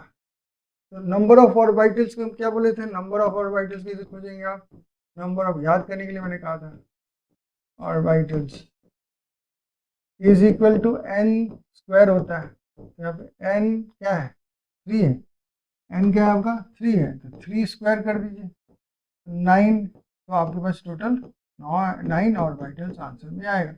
यही आपका आंसर हो गया, सिंपल प्रैक्टिस है, क्वेश्चन नहीं है। नेक्स्ट क्वेश्चन देखते हैं क्या क्वेश्चन। क्वेश्चन है कि using SPDF notation describe the orbital with the following quantum numbers। क्या है, तो पहला वाला है A है n is equal to 2 and L is equal to 1। इसका मतलब पहले समझो, n is equal to 2 मतलब हो गया शेल नंबर 2, ठीक है, एंड L का मतलब क्या हो गया, सब्सिडरी क्वांटम नंबर हो गया ना, ये तो प्राइमरी क्वांटम नंबर हो गया 2, और n हो गया प्राइमरी, और सेकेंडरी क्या होगा, ये बताता है कि कौन सा है वो S P D या F सबशेल। ये शेल बताया, ये बताएगा कौन, L क्या बताता है, L सबशेल बताता है, जिस सब्सिडरी कहते हैं उसको, ठीक है। शेल नंबर 2 हो गया। अब L1 है, ये तो समस्या हो जाती है, L सबशेल तो ठीक है, लेकिन नंबरिंग इसका ऐसे याद रखना, S के लिए 0, 1 है P के लिए, 2 है D के लिए, F के लिए 3 है। तो हमारे पास L इज इक्वल टू क्या दिया हुआ है, 1 दिया हुआ है ये। तो मुझे लेना है शेल नंबर 2, और ऑर्बिटल किसका लेना है, P का लेना है, समझ में आ गई, P ऑर्बिटल, P सबशेल का ऑर्बिटल आपका यहाँ पे लगेगा। तो आंसर यही हो गया आपका, P ऑर्बिटल। यहाँ पे कौन सा ऑर्बिटल लिए है हम, P का कोई ऑर्बिटल, P में 3 ऑर्बिटल है ना, अब वो PX हो सकता है, PX हो सकता है, और PY हो सकता है, या PZ भी हो सकता है, एनीथिंग, कोई एक, मैं नहीं लिख रहा हूँ लगेगा तीनों है, नहीं, कोई एक इसमें से होगा, हमको नहीं पता है कौन सा है, ठीक है। अब चलते हैं बी में। बी में कह रहा है कि n is equal to 4 and L is equal to 0। तो n तो शेल बताता है, शेल, शेल नंबर कितना है, shell number is equal to 4, and sub shell number क्या है, sub shell number is equal to 0 दिया, नंबर 0 दिया हुआ है, उसको मतलब क्या हुआ, तो सब शेल नंबर 0 मतलब S हो जाता है। तो यहाँ पे कौन सा ऑर्बिटल होगा, S ऑर्बिटल होगा, ऑर्बिटल S का तो एक ही ऑर्बिटल होता है, तो एक ही होगा। लेकिन कौन सा नंबर शेल में है, ये चौथा नंबर शेल का S ऑर्बिटल। S ऑर्बिटल हर शेल में मिलेगा आपको, एक नंबर ऑर्बिटल में मिलेगा, दो नंबर, सॉरी एक नंबर ऑर्बिट में मिलेगा, एक शेल में मिलेगा, 2 नंबर शेल में मिलेगा, 3 नंबर, 4 नंबर, 5 नंबर, सब जगह मिलेगा। P और जो सब शेल है वो आपको एक नंबर शेल में नहीं मिलेगा, एक नंबर में नहीं मिलेगा, 2 से शुरू होता है। D जो है वो आपको 1 और 2 में नहीं मिलेगा, D जो है 3 नंबर शेल से शुरू होता है। F जो है वो आपका 1 2 3 में नहीं मिलेगा, 4 से शुरू होगा, 4th नंबर शेल शुरू होगा, एंड सो ऑन। जी पकड़ लीजिए, वो आता नहीं है, बोलना बेकार है। अब देखते हैं नंबर सी क्या है। सी कह रहा है कि n is equal to 5 and l is equal to 1 l is equal to 3। अब देखते हैं इसका मतलब क्या हुआ। तो शेल नंबर आपका पता चल गया, शेल नंबर कितना है 5, और सब शेल नंबर कितना है, सब शेल आपका है नंबर 3। अब ये वाला याद रखिएगा हमेशा, सब शेल ऐसे देखते हैं 0 1 2 3। तो ये हो गया आपका, मैंने ये कहेंगे 2p कहेंगे इसको, ठीक है, ये 2 नंबर शेल तो 2p कहेंगे, इसको 4s कहेंगे। उसी तरह से इसको क्या कहेंगे हम लोग, इसको कहें 5, और 3 नंबर क्या हो गया, ये 3 नंबर f हो गया, तो 5f ऑर्बिटल है ये, ऑर्बिटल ऐसे लिखते हैं, ठीक है। ये भी आपको याद रखना होगा, नंबर बगल में लिख देते हैं ताकि शेल पता भी चल जाए और इसका ऑर्बिटल लेके बात कर रहे हैं वो भी पता चल जाए। डी जो है क्या है, n is equal to 3 and l is equal to 2। तो उससे क्या बनता है, शेल नंबर क्या बनेगा, शेल नंबर आपका बनेगा यहाँ पे 3, और सब शेल क्या बनेगा, सब शेल इज इक्वल टू 2 दिया है ना, 2 कौन सा होगा, डी होगा। यहाँ 5 नंबर आपका क्या लेना है, नहीं 3 नंबर आपका लेना है शेल, ठीक है, और सब शेल कौन सा लेना है, किसका लेना है, डी का लेना है ना, 2d का लेंगे। सब शेल उसी के ऑर्बिटल की बात कर रहे हैं, उसमें से 5 ऑर्बिटल्स होते हैं, कोई भी एक ऑर्बिटल की बात हो रही है। तो 3 नंबर शेल के डी ऑर्बिटल की बात हो रही है, यहाँ 5 नंबर शेल की एफ ऑर्बिटल में कितने, और एफ सब शेल में कितने ऑर्बिटल्स हैं, 7 हैं, उसमें एक की बात हो रही है। इस तरह आपको इस चीज़ को समझना पड़ेगा। चलिए एक पी वाई क्यू देखते हैं, ये प्रीवियस लेक्चर का एक्चुअली कंटिन्यूएशन है, कुछ रिवीजन के लिए रख दिया हूँ मैं। जैसे कि आप देखिए, if radius of the second Bohr orbit of helium ion is so much and the radius of third, ये सेकंड है, ऑर्बिट ऑफ लिथियम 2 प्लस, ये 1 प्लस है, ठीक है। ये आयन तो लिखा हुआ है इसलिए समझ में आ जाएगा। तो पहले नंबर तो आपको यहाँ पे इससे ही काम चल जाएगा, R is proportional to N square upon Z, ठीक है ना। तो इसको हम ले सकते हैं कि यहाँ पे, और आर क्या लिया हुआ है, तो थर्ड आर लिया हुआ है ना, तो N square upon nth number आपका यहाँ पे आर का दिया हुआ ना, जैसे कि इसका सेकंड दिया हुआ, तो इसका 2 पकड़ता हूँ किसके लिए, हीलियम के लिए, और अपॉन 3 पकड़ता हूँ मैं लिथियम के लिए। तो ऐसे लिख देता हूँ, helium equal to R2 and lithium is equal to R3। करने में असुविधा होगी इसलिए R2 R3 कर देता हूँ ऐसे। अब इसमें मैं R2 कौन सा है, हीलियम है, तो n कितना, R का नंबर यही है, n तो यही है, 2 स्क्वायर अपॉन क्या होगा, z उसका कितना, हीलियम में कितने प्रोटॉन्स होते हैं आपको पता है, 2 होता है, हाइड्रोजन में 1 और इसमें 2, तो उसका एटॉमिक नंबर 2 होता है, तो 2 नीचे में, अच्छा N2 नीचे से लिखना शुरू होगा, R3 third of the lithium का नंबर क्या ले रहे हैं, आर क्या ले रहे हैं, 3 नंबर, 3 स्क्वायर अपॉन जेड, उसका जेड नीचे ऐसा कर लेता हूँ, अपॉन जेड यहाँ पर लिखता हूँ, जेड उसका कितना होगा, लिथियम का 3 होता है एटॉमिक नंबर, तो उसका 3 हो गया, ठीक है। तो मैं ऐसे लिख सकता हूँ उसको, एक ऐसे काट दूंगा, एक ऐसे काट दूँ, तो 2 इंटू 1/3, तो ये रेशियो आया, ठीक है, 1 ऑफ इतना ऐसे आया, ठीक है। तो R2 कौन सा था, R2 था हीलियम, तो अब मैं लिख देता हूँ helium on r lithium is equal to 2 into 1/3, ठीक है, ये लिख दिया मैं। अब देखिए हीलियम का रेडियस दिया हुआ है, हीलियम का रेडियस दिया हो, तो लिथियम को खोजना मुझे। लिथियम को मैं उस तरफ ले जाता हूँ, इधर लाता हूँ, तो हीलियम इंटू 3/2 हो जाएगा। हीलियम कितना दिया हो, 0.1 सॉरी 105.8 इंटू 3/2, इसको काटते हैं 5 to 9, ये हो जाएगा 27 to 6 8, डेसिमल यहाँ पे है 6 8 एंड ये 15 158.7 158.7। अब देखिए यहाँ पे पीएम लिखा हुआ है, एंगस्ट्रॉम भी दे दिया है, ये गलत है, ये सही है। तो ऑप्शन में जस्ट देख लीजिएगा, 58.7 आ गया, ऐसा नहीं है, आपको चेक करना पड़ेगा।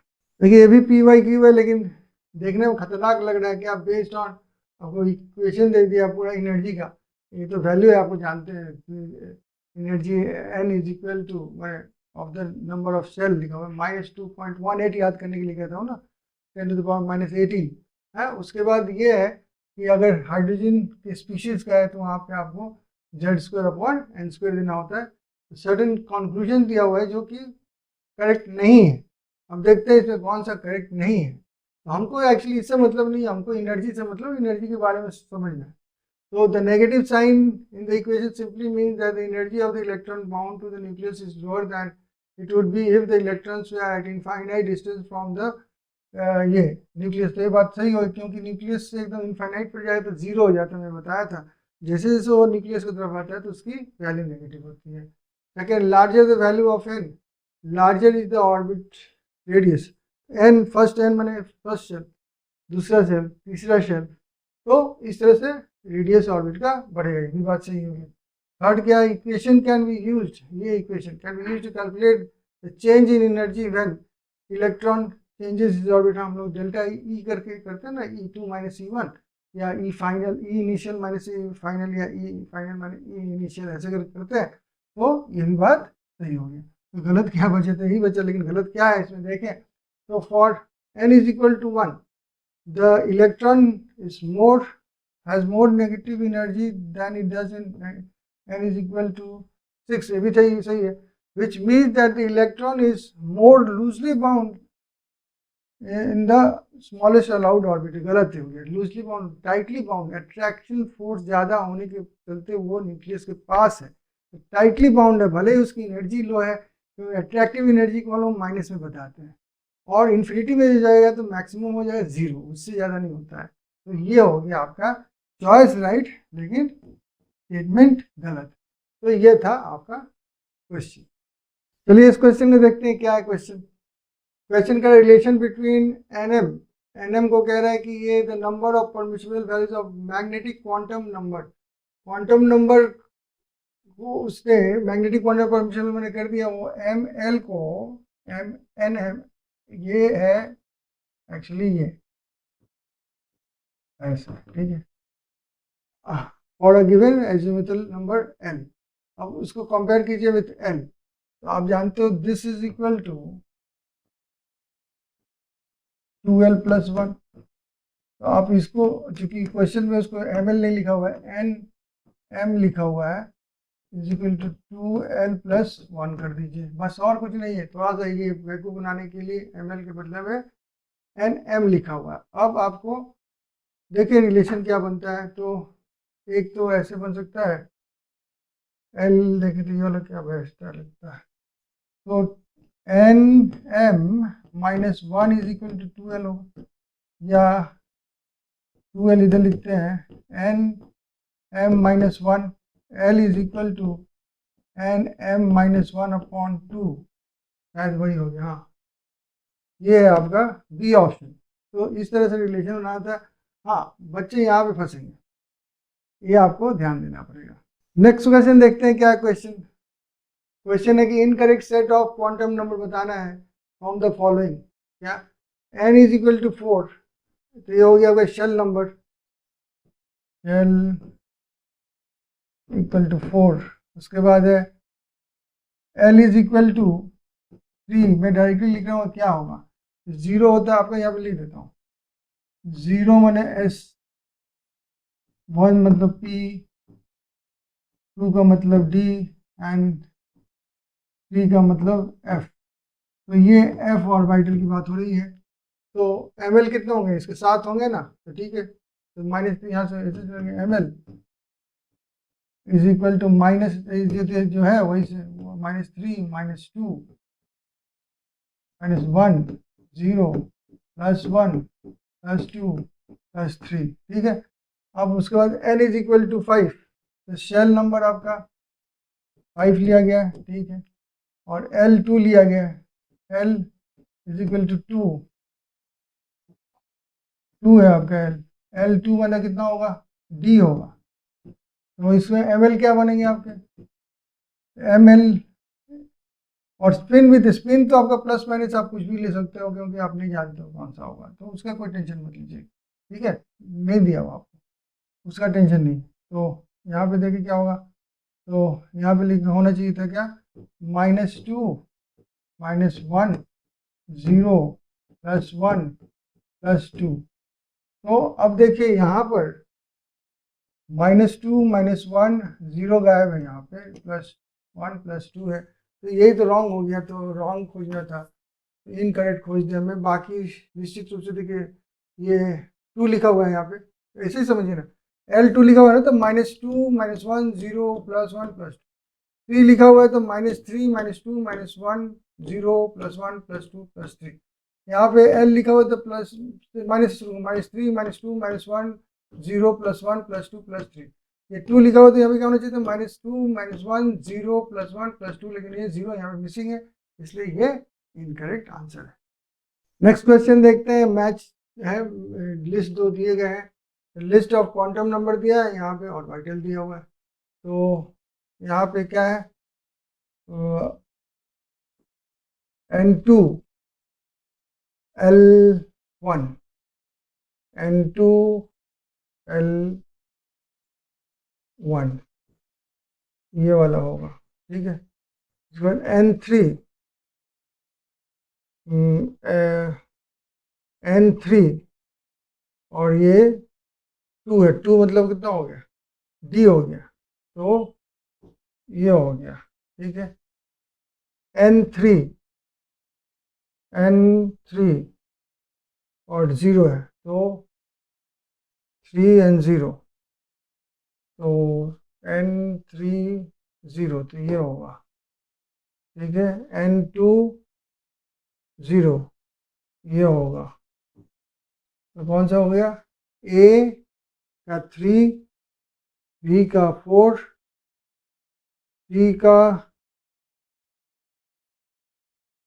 का 2 एंड D का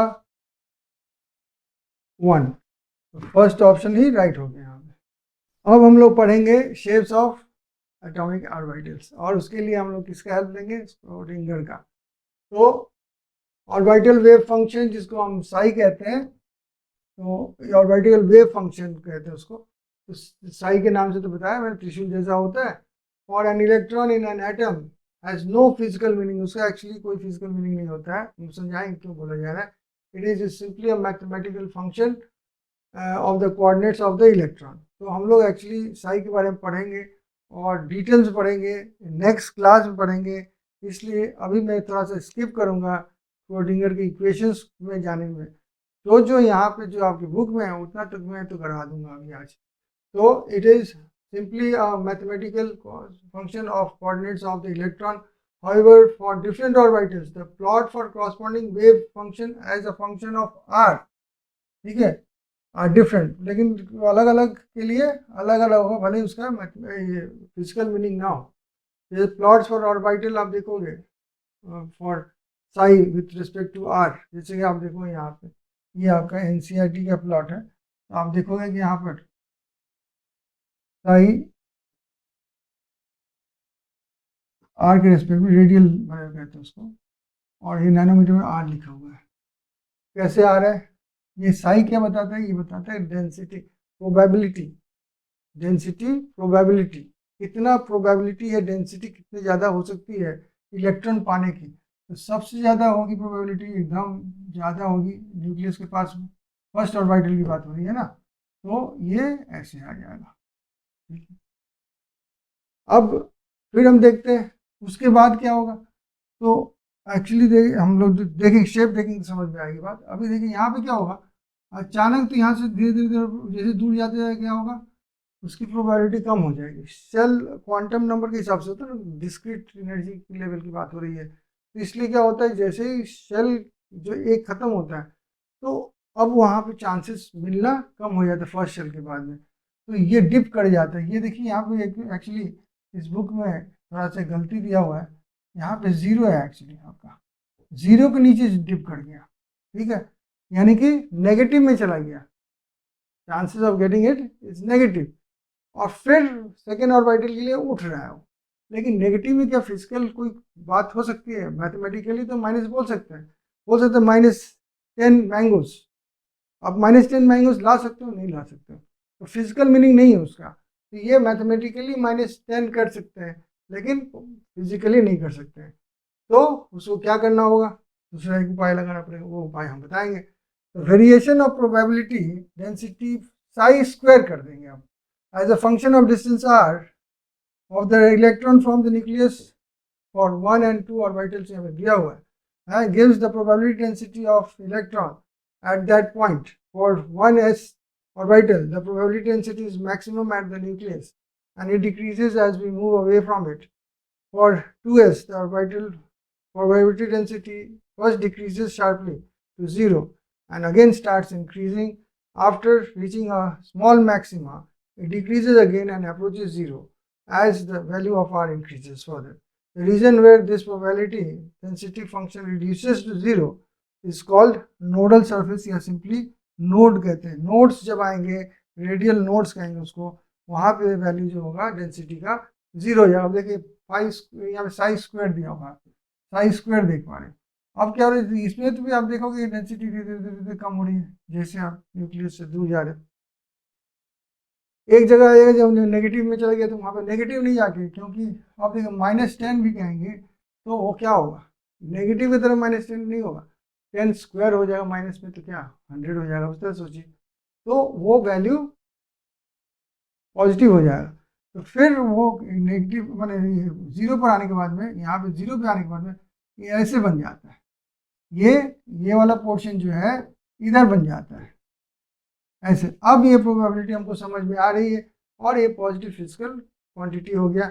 यहाँ पे याद रखिएगा, ये जो है पॉजिटिव है, नीचे जा रहे तो नेगेटिव हो जा रहे हैं, तो नेगेटिव तो संभव नहीं है, तो हम लोग क्या करते हैं, इस नेगेटिव को नहीं लिख के हम लोग ऐसे दिखाते हैं और दिखाते हैं 0 पॉइंट दिखाते हैं, जहाँ से फिर ये उठ जाएगा, तो ये नोड कहलाते हैं। इस नोड पर कहते हैं कि probability of getting the electron is 0। अब हम लोग बाउंड्री डायग्राम देखेंगे फॉर द शेल्स या ऑर्बिटल्स। तो देखें, ये है एस ऑर्बिटल, ठीक है, ये क्या है, S orbital. The probability density variation can be visualized as charged cloud diagram। ये देखिए क्लाउड है ऑफ चार्जेस, मैंने इलेक्ट्रॉन्स के चार्ज। अब देखिए ये 1s का है, ये किसका है 1s, ये किसका है 1s का, 1s का ये सारा है, ये 2s का ये सारा है, ठीक है, समझे। तो आप देख पा रहे हो कि सबसे ज़्यादा प्रोबेबिलिटी डीप कहाँ देख रहे हैं आप, यहाँ पे देख रहे हैं, और ये जो पोर्शन है यहाँ पे प्रोबेबिलिटी सबसे ज़्यादा है, और जैसे से दूर जा रहे हैं सफ़ेद हो जा रहे हैं, कम होते जा रहे हैं, कम होते जा रहे हैं। ये बात समझ में आ रही है, ये आपको 3D फीलिंग आ रही होगी। यहाँ पे देखिएगा, जब दो सेल्स 2s लेते हैं तो मैंने दो सेल दिखा रहा था, इसको थोड़ा छोटा कर दिया गया। देखिए प्रोबेबिलिटी ऑफ इलेक्ट्रॉन्स यहाँ पे सबसे ज़्यादा है, डेंसिटी प्रोबेबिलिटी, ठीक है। जैसे जैसे इधर जा रहे हैं धीरे धीरे वाइट की तरफ एकदम वाइट हो गया, 0 हो गया, अब धीरे धीरे फिर बढ़ने लगा। ये जो है सेकेंड ऑर्बिटल में फिर डेंसिटी यहाँ पे बढ़ी, यहाँ पे समझ में नहीं आ रहा आपको, ये देखिए डीप हो गया है। ये जो है ये orbital second orbital, S orbital, वहाँ फिर डेंसिटी आपको मिलती है 3 होगा। इस तरह से आपको फिगर दिखेगा, ये आप लोग बुक का नहीं है। जैसे कि देखिए यहाँ पे डेंसिटी सबसे ज़्यादा है, जब खत्म हो गया यहाँ पे डेंसिटी सबसे ज़्यादा था, यहाँ पे देखिए यहाँ पे डेंसिटी है, यहाँ पे ख़त्म हो गया वहाँ पे डेंसिटी है, और देखो यहाँ पे डेंसिटी है, यहाँ पे डेंसिटी है, फिर ये हो गया, फिर ये डेंसिटी है, वो मिलने की चांसेस। अब ये तो बात समझ में आ गई आपको, ठीक है। तो ये फिगर नहीं बता रहा हूँ आपको, ये ले आओ फिगर समझाने के लिए, ये वाला बाद में आपको समझाऊंगा। पहले आप समझ लीजिए डेंसिटी जो है धीरे धीरे प्रोबेबिलिटी कम हो जाती है, जैसे हम न्यूक्लियस जाते हैं एक लिमिट तक, फिर राइज करती है थोड़ी सी, फिर कम हो जाती है, फिर राइज करती है, फिर कम हो जाती है, ठीक है। अब हम लोग चले आते हैं, तो वही बात का है, the probability density variation can be visualized as charge cloud diagram. The density of the dots देखिएगा in a region represents electron probability density in that region. Boundary surface diagram, ये इसको कहते हैं बाउंड्री सरफेस डायग्राम।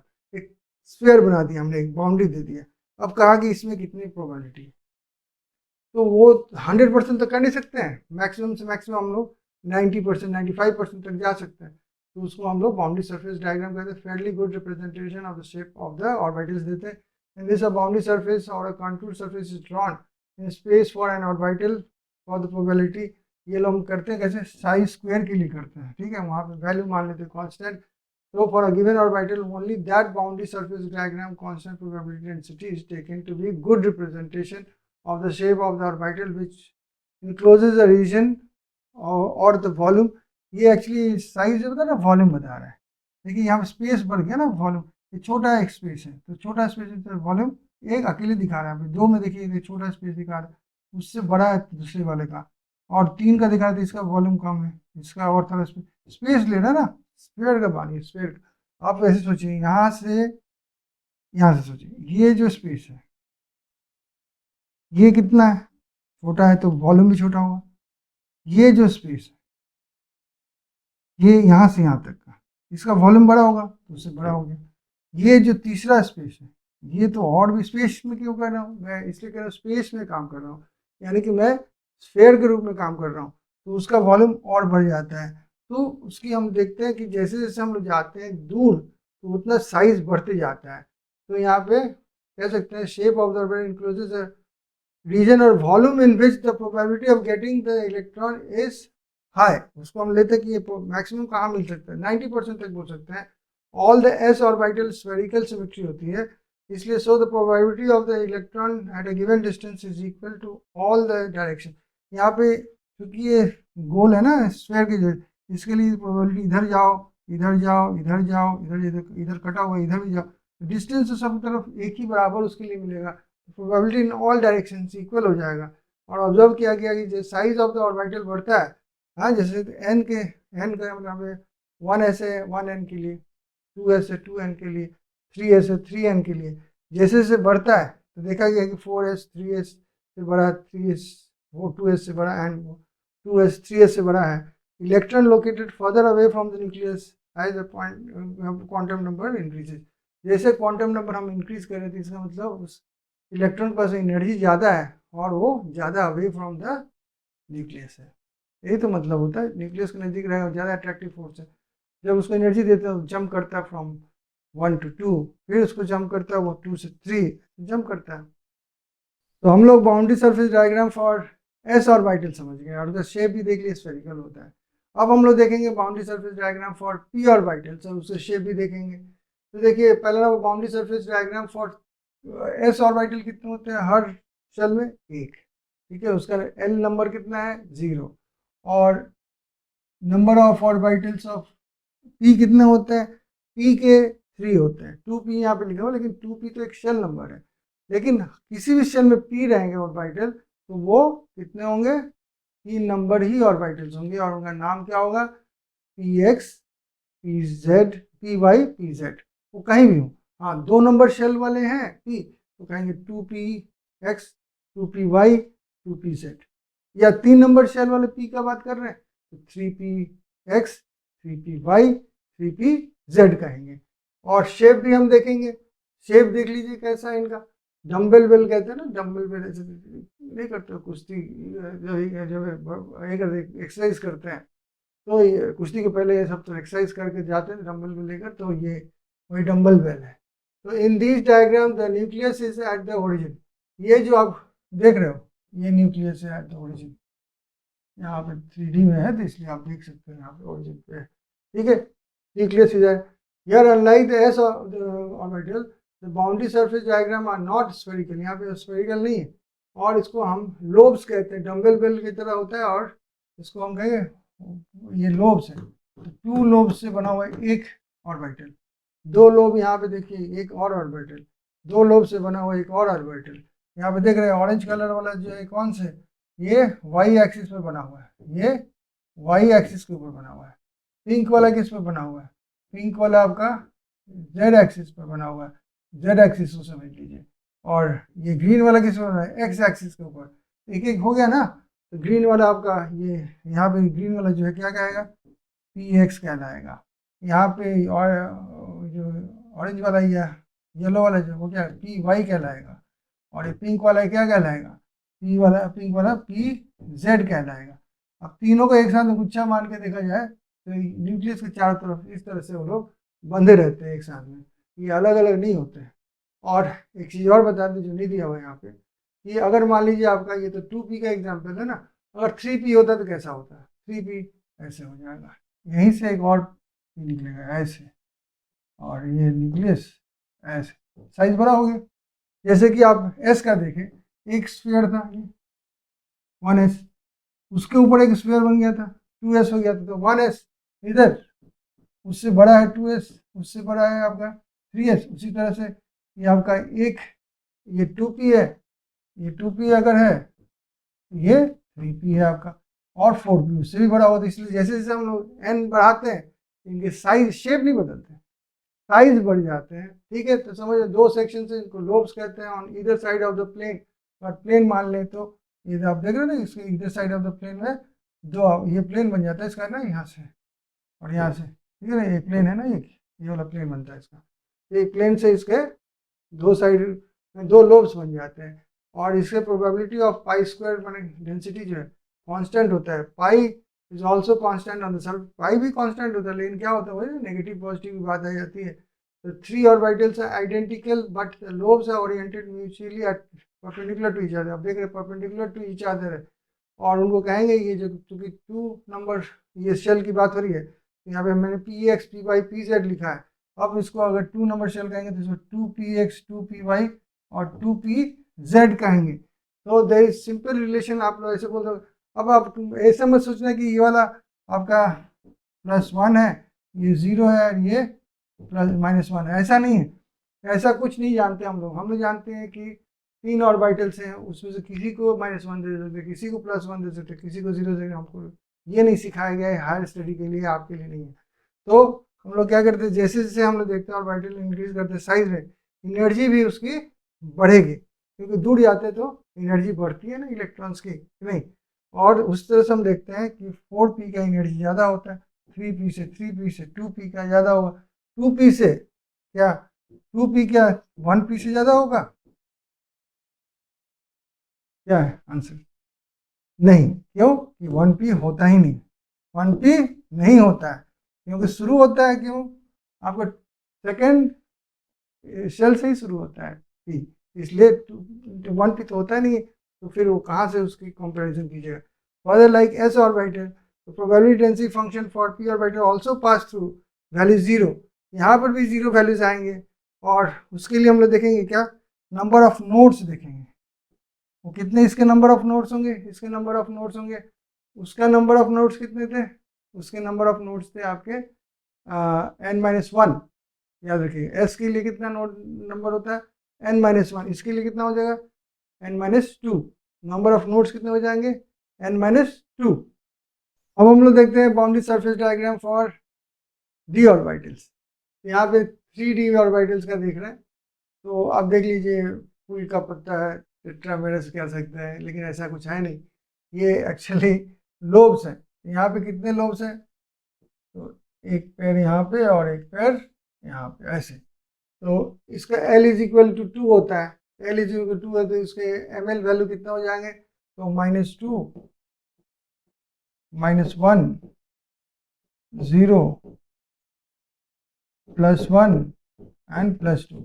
लेकिन ये आपको designate इससे नहीं करेंगे, इनका लोब का नाम अलग अलग है। क्या नाम है इनका, तो इनका नाम है dxy, उसके बाद क्या है dyz, उसके बाद dxz, dx2 y² and dz²। 3D में आप देख रहे हो कि इसमें कैसे हम लोग देखते हैं, तो 5 orbitals are designated, dxy, dyz, dxz, dx² -y² and dz²। First 4 का देखोगे आप, इनका इनका इनका इनका तो सिमिलर है, सेम टाइप है ना शेप, लेकिन 5th वाले का देखिए थोड़ा सा अलग है। कैसे? आप देखो कि एक ही पेयर ऑफ टू लोब्स है और एक रिंग जैसा बीच में ऐसे बना हुआ है, ठीक है। तो ये एक्स एक्सिस पर वो लोब है और रिंग जो है एक्स वाई प्लेन में घूम रहा है, ठीक है। तो इस तरह से आपको जानना है 5 इसके ऑर्बिटल्स हैं।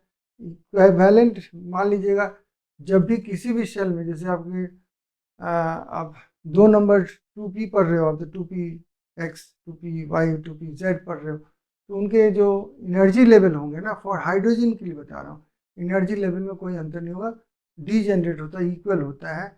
उसी तरह ये डी लीजिएगा तो 3 नंबर और इससे शुरू होता है शेल से, तो 3 नंबर शेल के जितने डी ऑर्बिटल्स हैं वो सारे के सारे पांचों डीजेनरेट एनर्जी होता है, यानी कि same equal similar number of amount of energy होता है। 4D ले लेंगे तो 4D के सारे जो एनर्जी लेवल होंगे सेम होंगे, ठीक है। तो ये 3D हो गया। एनर्जी जैसे से आप हाइट जाओगे तो एनर्जी भी बढ़ेगा, साइज भी बढ़ेगा। तो ये शेप देख लीजिए, बहुत ज़रूरी है। ये शेप आपको याद होना चाहिए अच्छी तरह से, जो dz² का है, ठीक है। बाकी सब तो अब देखिए, एक चीज़ देखिए, एक्स एंड वाई एक्सिस के बीच से जा रहा है, वाई एक्सिस के ऊपर नहीं। ये भी देखिए जेड एंड वाई एक्सिस के बीच, मैंने बीच से जा रहा है, मैंने एक्सिस नहीं काट रहा है, जेड एक्स एक्सिस काट नहीं रहा है। यहाँ पे देखिए एक्स एंड वाई एक्सिस काट रहा है, इसी से इसका नाम हुआ dx² माइनस y²। यहाँ पे जेड एक्सिस काट रहा है, इसलिए इसका नाम हो गया dz²। जो काटेगा उसको स्क्वायर दीजिए, जो नहीं काटता जिसके बीच जाता है तो खाली सिंपली नाम दीजिए। यही तरीका याद करने का, क्या 5 ऑर्बिटल्स जो आपके डी ऑर्बिटल्स है, और ये आपके 3D के हैं, 4D के भी होंगे, 5D के भी होंगे, 4D वाले और बड़े हो जाएंगे। ऐसे देखने यही से होंगे, सब सेंटर से पहुँच जाते हैं ऐसे। ये 4D वाले होंगे, 5D उससे बड़ा हो जाएगा, 5D मान लीजिए ऐसे हो जाएगा ऐसे। तो साइज एंड एनर्जी भी बढ़ जाती है, जितना दूर अब तो इलेक्ट्रॉन यहाँ पे चलाएगा ना, जितना दूर जाएगा न्यूक्लियस से उतना उसकी एनर्जी बढ़ेगी। कितना तक जा सकता है उसकी एनर्जी? तो मैक्सिमम एनर्जी कितनी होती है इलेक्ट्रॉन की? 0। तो मिनिमम कितनी होती है? तो -13.6 क्या ईवी। लर्न करना पड़ेगा वो पहले। तो पहले हम लोग समझ लेते हैं कि रेडियल नोड्स कितने होता है कि ये कैसे कैलकुलेट करता है। देखिए रेडियल नोड्स का एक ये होता है, नोड लिख देता हूँ मैं, और ब्रैकेट में रेडियल लिख देता हूँ, ठीक है। रेडियल नोड, ठीक है। ये रेडियल नोड जो होगा उसका कैलकुलेशन ऐसे होता है, n-l-1। अब देखिए अगर s है, s का वैल्यू कितना होता है? 0, ठीक है ना, 0। अब आप जो भी लीजिएगा तो ये 0 हो जाएगा s के लिए, s के लिए 0। आप जो भी लीजिएगा तो वहाँ पे क्या n-1 आएगा। किसी s ऑर्बिटल लीजिएगा तो उसका n-1 नोड्स होंगे, यानी पहला जो n होगा 1, वहाँ पे कोई नोड नहीं होगा। n-1 मैंने 1 - 1 0 हो जाएगा। 2 नंबर शेल में उसका 2 - 1 आएगा तो उसका एक नोड बनेगा। 3 नंबर शेल में उसके 2 नोड्स बनेंगे। अगर मैं p लेता हूँ तो p का तो वैल्यू होता है आपका 1। तो देखिएगा कि स्टार्ट तो p होता है 2 नंबर शेल से, तो 2 - 1 - 1 माने 0 हो गया नोड। 3 नंबर शेल से उसका नोड शुरू होता है, 1 नंबर 2 नंबर, तो 1 नंबर शुरू होगा, आपको 1 नोड मिलेगा 3 नंबर शेल में। 4 नंबर शेल में उसको 2 मिलेंगे। डी अगर है तो डी का क्या होता है? डी का वैल्यू होता है 2, एस का होता है 0। तो आपका डी वहाँ पे रखिएगा, तो 3 नंबर शेल से तो डी शुरू होता है, तो आप -2 रखिएगा तो कितना होगा? -3, 3 - 3 0। 3 नंबर शेल में उसका कोई नोड नहीं होगा। 4 नंबर नोड शेल से शुरू होता है, 1 नोड होगा 4 नंबर, 5 नंबर में 2 होगा, इस तरह से। ये था तो आपका रेडियल नोड। रेडियल नोड के अलावा ये एस के पास में और कोई नोड नहीं होता, केवल रेडियल नोड होता है। लेकिन P and D and onwards, कहना मतलब उसके बाद एफ भी आता है, उनके पास आपके पास और एक नोड होता है जिसको हम लोग एंगुलर नोड कहते हैं। क्या कहते हैं? Angular node.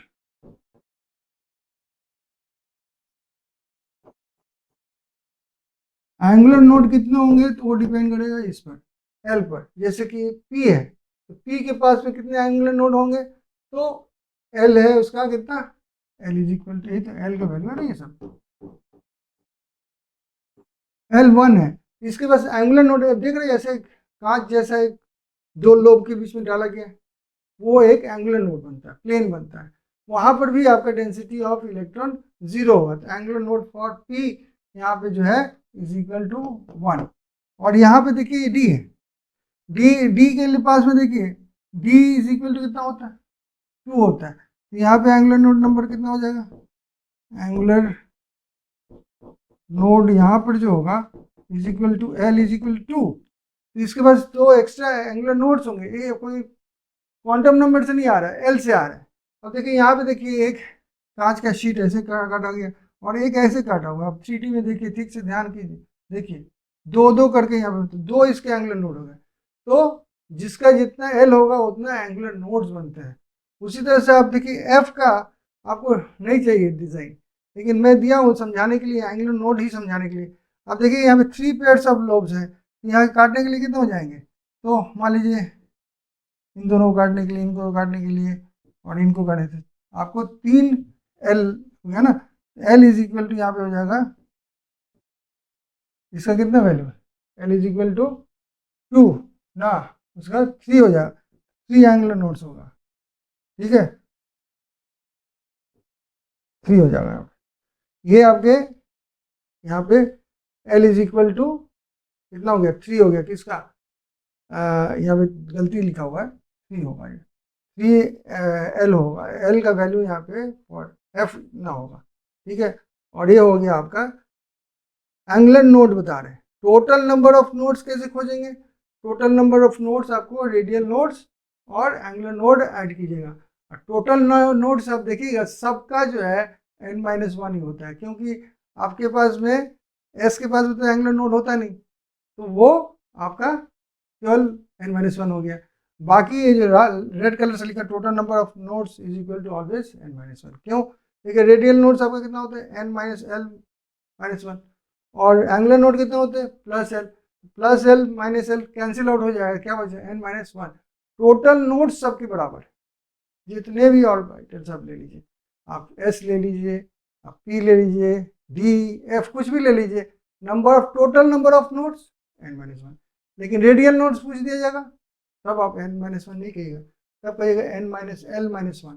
अगर कहेगा एंगुलर नोड बताइए तो कहेगा angular node is equal to l, जो उसका क्या है, एल वाले का मतलब सब्सिडियरी क्वांटम नंबर है।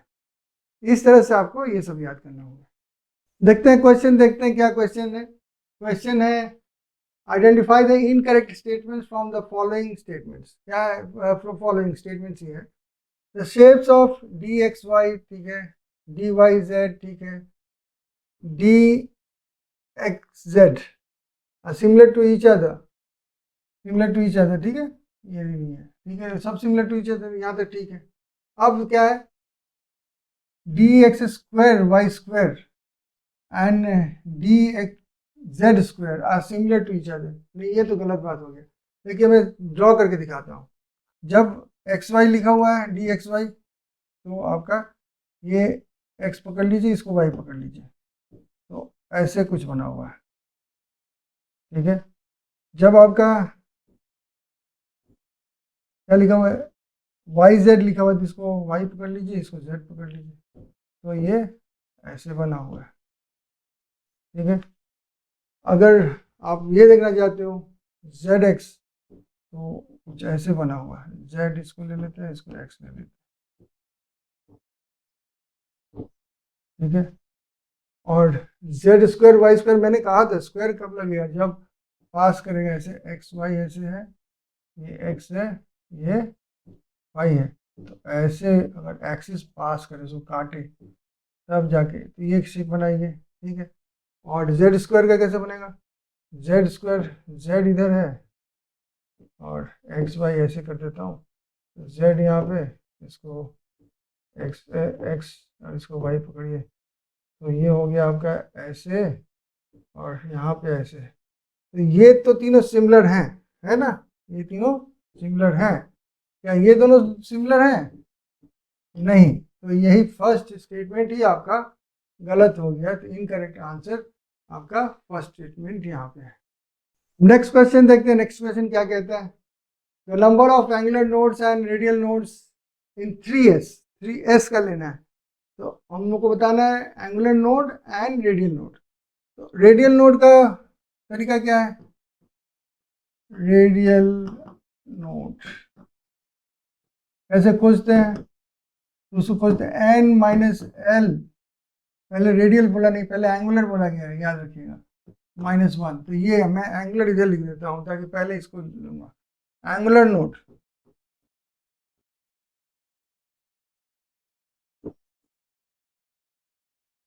इज इक्वल टू एल, ये है ना दोनों। अच्छा, एस ऑर्बिटल की बात हो रही है ना, एस एस के लिए क्या होता है? एल इज इक्वल टू 0, ये सारा बात जानना होगा।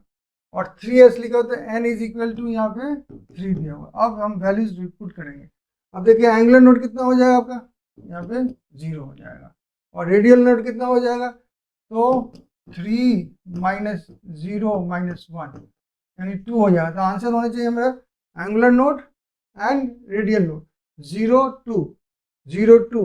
ये डी ऑप्शन आपका राइट हो गया। नेक्स्ट क्वेश्चन किया जाए, देखें क्या है question. Given below are two statements. Statement 1 है the value of wave function psi depends upon the coordinates of the electron in the atom। हाँ, coordinates तो होगा, जैसे दूर जा रहा है तो उसे psi का वैल्यू बदल रहा है, कोऑर्डिनेट पे पड़ रहा है डिस्टेंस। तो ये तो बात सही है, ठीक है। अच्छा, statement 2 the probability of finding an electron at a point within an atom is proportional to the orbital wave function। नहीं, ऑर्बिटल वेव फंक्शंस के बराबर नहीं है, साई के बराबर, साई स्क्वायर के बराबर है। ये ऑर्बिटल वेव फंक्शन है, लेकिन probability of finding electron is क्या?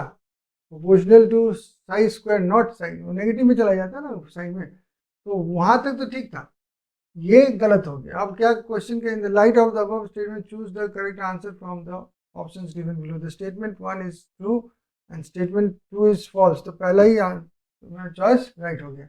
इस तरह से हम इसको समझ। देखिए पिक्चर क्लियर है तो आंसर्स कुछ बड़ा बात नहीं है, 2 मिनट में हो जाएगा। नेक्स्ट क्वेश्चन देखते हैं। नेक्स्ट क्वेश्चन क्या है? कह रहा है which of the following pairs of d orbitals will have electron density along the axis. तो यहाँ पे पहला वाला दिया है d z square and d x square minus Y square. पहले ड्राइंग करके दिखा, डी जेड स्क्वायर, तो ये जेड एक्सिस पकड़ लीजिए और एक्स एंड वाई एक्सिस अभी मैं बनाया था ऐसे, और ऐसे रिंग जैसा, अलोंग द एक्सिस है ना, तो डेंसिटी अलोंग द एक्सिस हो गया। अच्छा, इसका देखें एक्स एंड वाई, इसको वाई मान लीजिए, इसको एक्स मान लीजिए, एक्स वाई, तो ऐसे होगा एक्स स्क्वायर वाई स्क्वायर वाला, ये भी अलोंग द एक्सिस। मैंने ये ऑप्शन आपका ए ऑप्शन राइट हो गया। ये बहुत अच्छा क्वेश्चन है, ठीक समझिएगा, मैं पढ़ रहा हूँ sir. How many electrons can fit in the orbital for which n is equal to 3 and l is equal to 1। ठीक है, पहले नंबर समझे। n से क्या पता चलता है हमको? शेल नंबर कितना है? 3। ठीक है, l से क्या पता चलता है? Sub shell.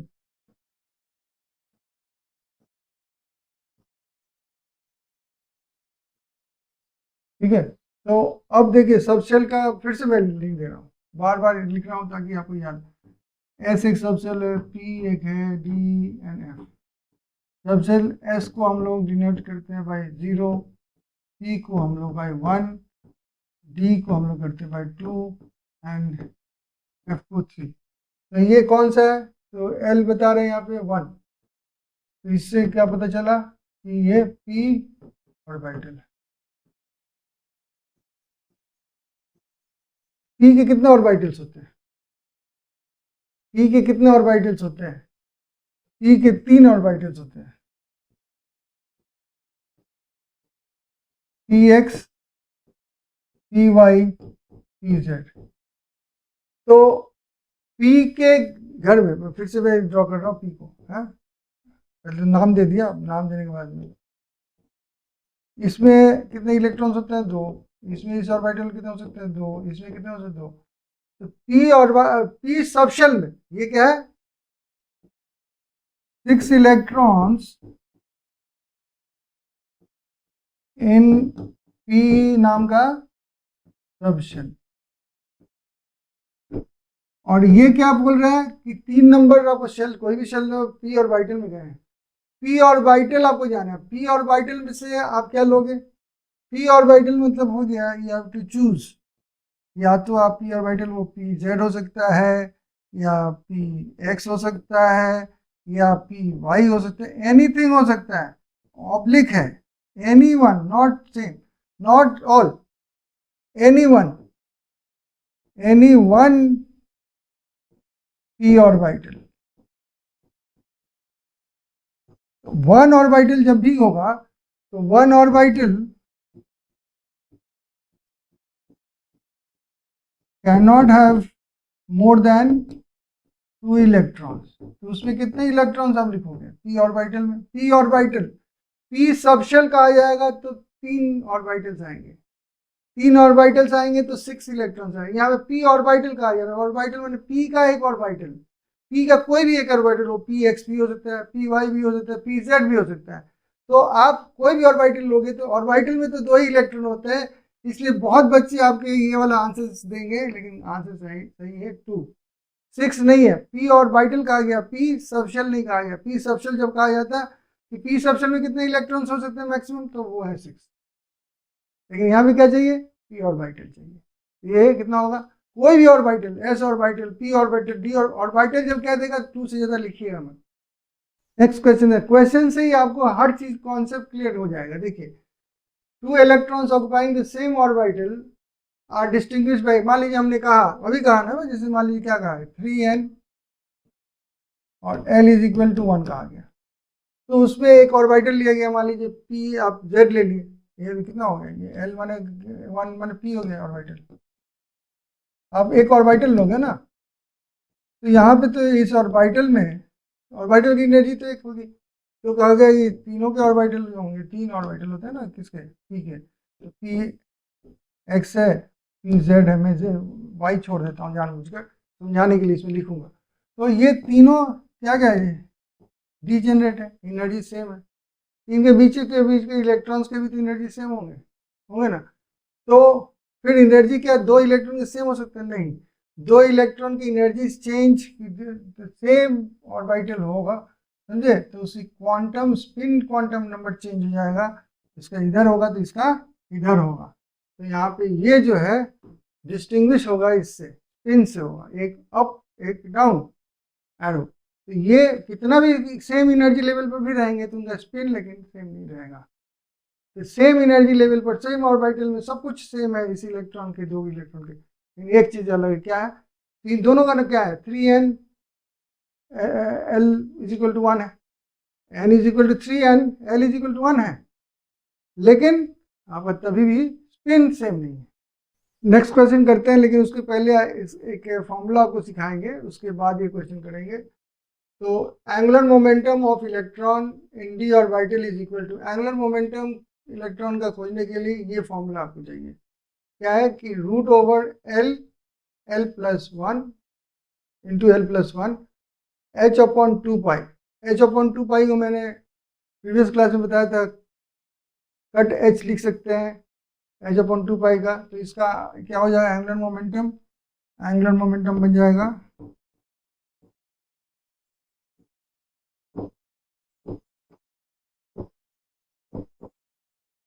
Is equal to root over l, l plus 1 और एच कट लिख सकते हैं ऐसे, एच कट, ठीक है, हैट या एच कट कहिए। तो इस तरह से हम लोग खोजेंगे। अब कह रहा है कौन सा, डी ऑर्बिटल का, डी ऑर्बिटल माने क्या हो गया, l is equal to d orbital, उसमें एल इज इक्वल टू कितना होगा, एल इज इक्वल टू 2 होता है, क्योंकि l is equal to 0 for s, l is equal, बार बार रिवाइज कर रहा हूँ मैं, l is equal to 1 for p, l is equal to 2 for d, l is equal to 3 for f. अब उसको हम एंगुलर मोमेंटम भी कैलकुलेट करते हैं, कितना होगा, angular momentum is equal to root over l, कितना है 2, 2 प्लस 1 और एच कट, ठीक है, तो ये हो गया आपका √2 × 3 h कट या √6 h कट। तो ये √6 h कट जो है आपका सी ऑप्शन राइट हो जाता है। चलिए नेक्स्ट क्वेश्चन देखते हैं क्या है क्वेश्चन। कह रहा है कि what is the maximum number of electrons that can be associated with the following set of quantum numbers. तो शेल दिया हुआ आपका, शेल नंबर n है इज इक्वल 3। सब शेल दिया हुआ आपका कितना दिया हुआ है, l इज इक्वल टू 1 दिया हुआ है, इज इक्वल टू p, और m माने ml दिया हुआ है, तो बॉक्स दिया हुआ है ना, तो p 1 है तो इसका कितने बॉक्सेस होंगे। ऐसे बॉक्स ही मान लेते, किसी को भी कोई चीज़ दे सकते हैं लेकिन हम सीरियली दे रहे हैं। 1 है यहाँ पे तो -1 0 और 1 होगा। तो कह रहा है कि ml यहाँ पे -1 है, तो यानी कि इस ऑर्बिटल की बात हो रही है ना। तो what is the maximum number of electrons that can be associated with the following quantum number. इस नंबर से इस ऑर्बिटल में कितने इलेक्ट्रॉन्स मैक्सिमम हो सकते हैं। मैक्सिमम इतने ही ना हो सकते हैं, यानी 2 हो सकते हैं। किसी भी ऑर्बिटल में 2 से ज़्यादा इलेक्ट्रॉन हो ही नहीं सकते हैं, ये असंभव है। तो d is equal to answer हो जाएगा यहाँ।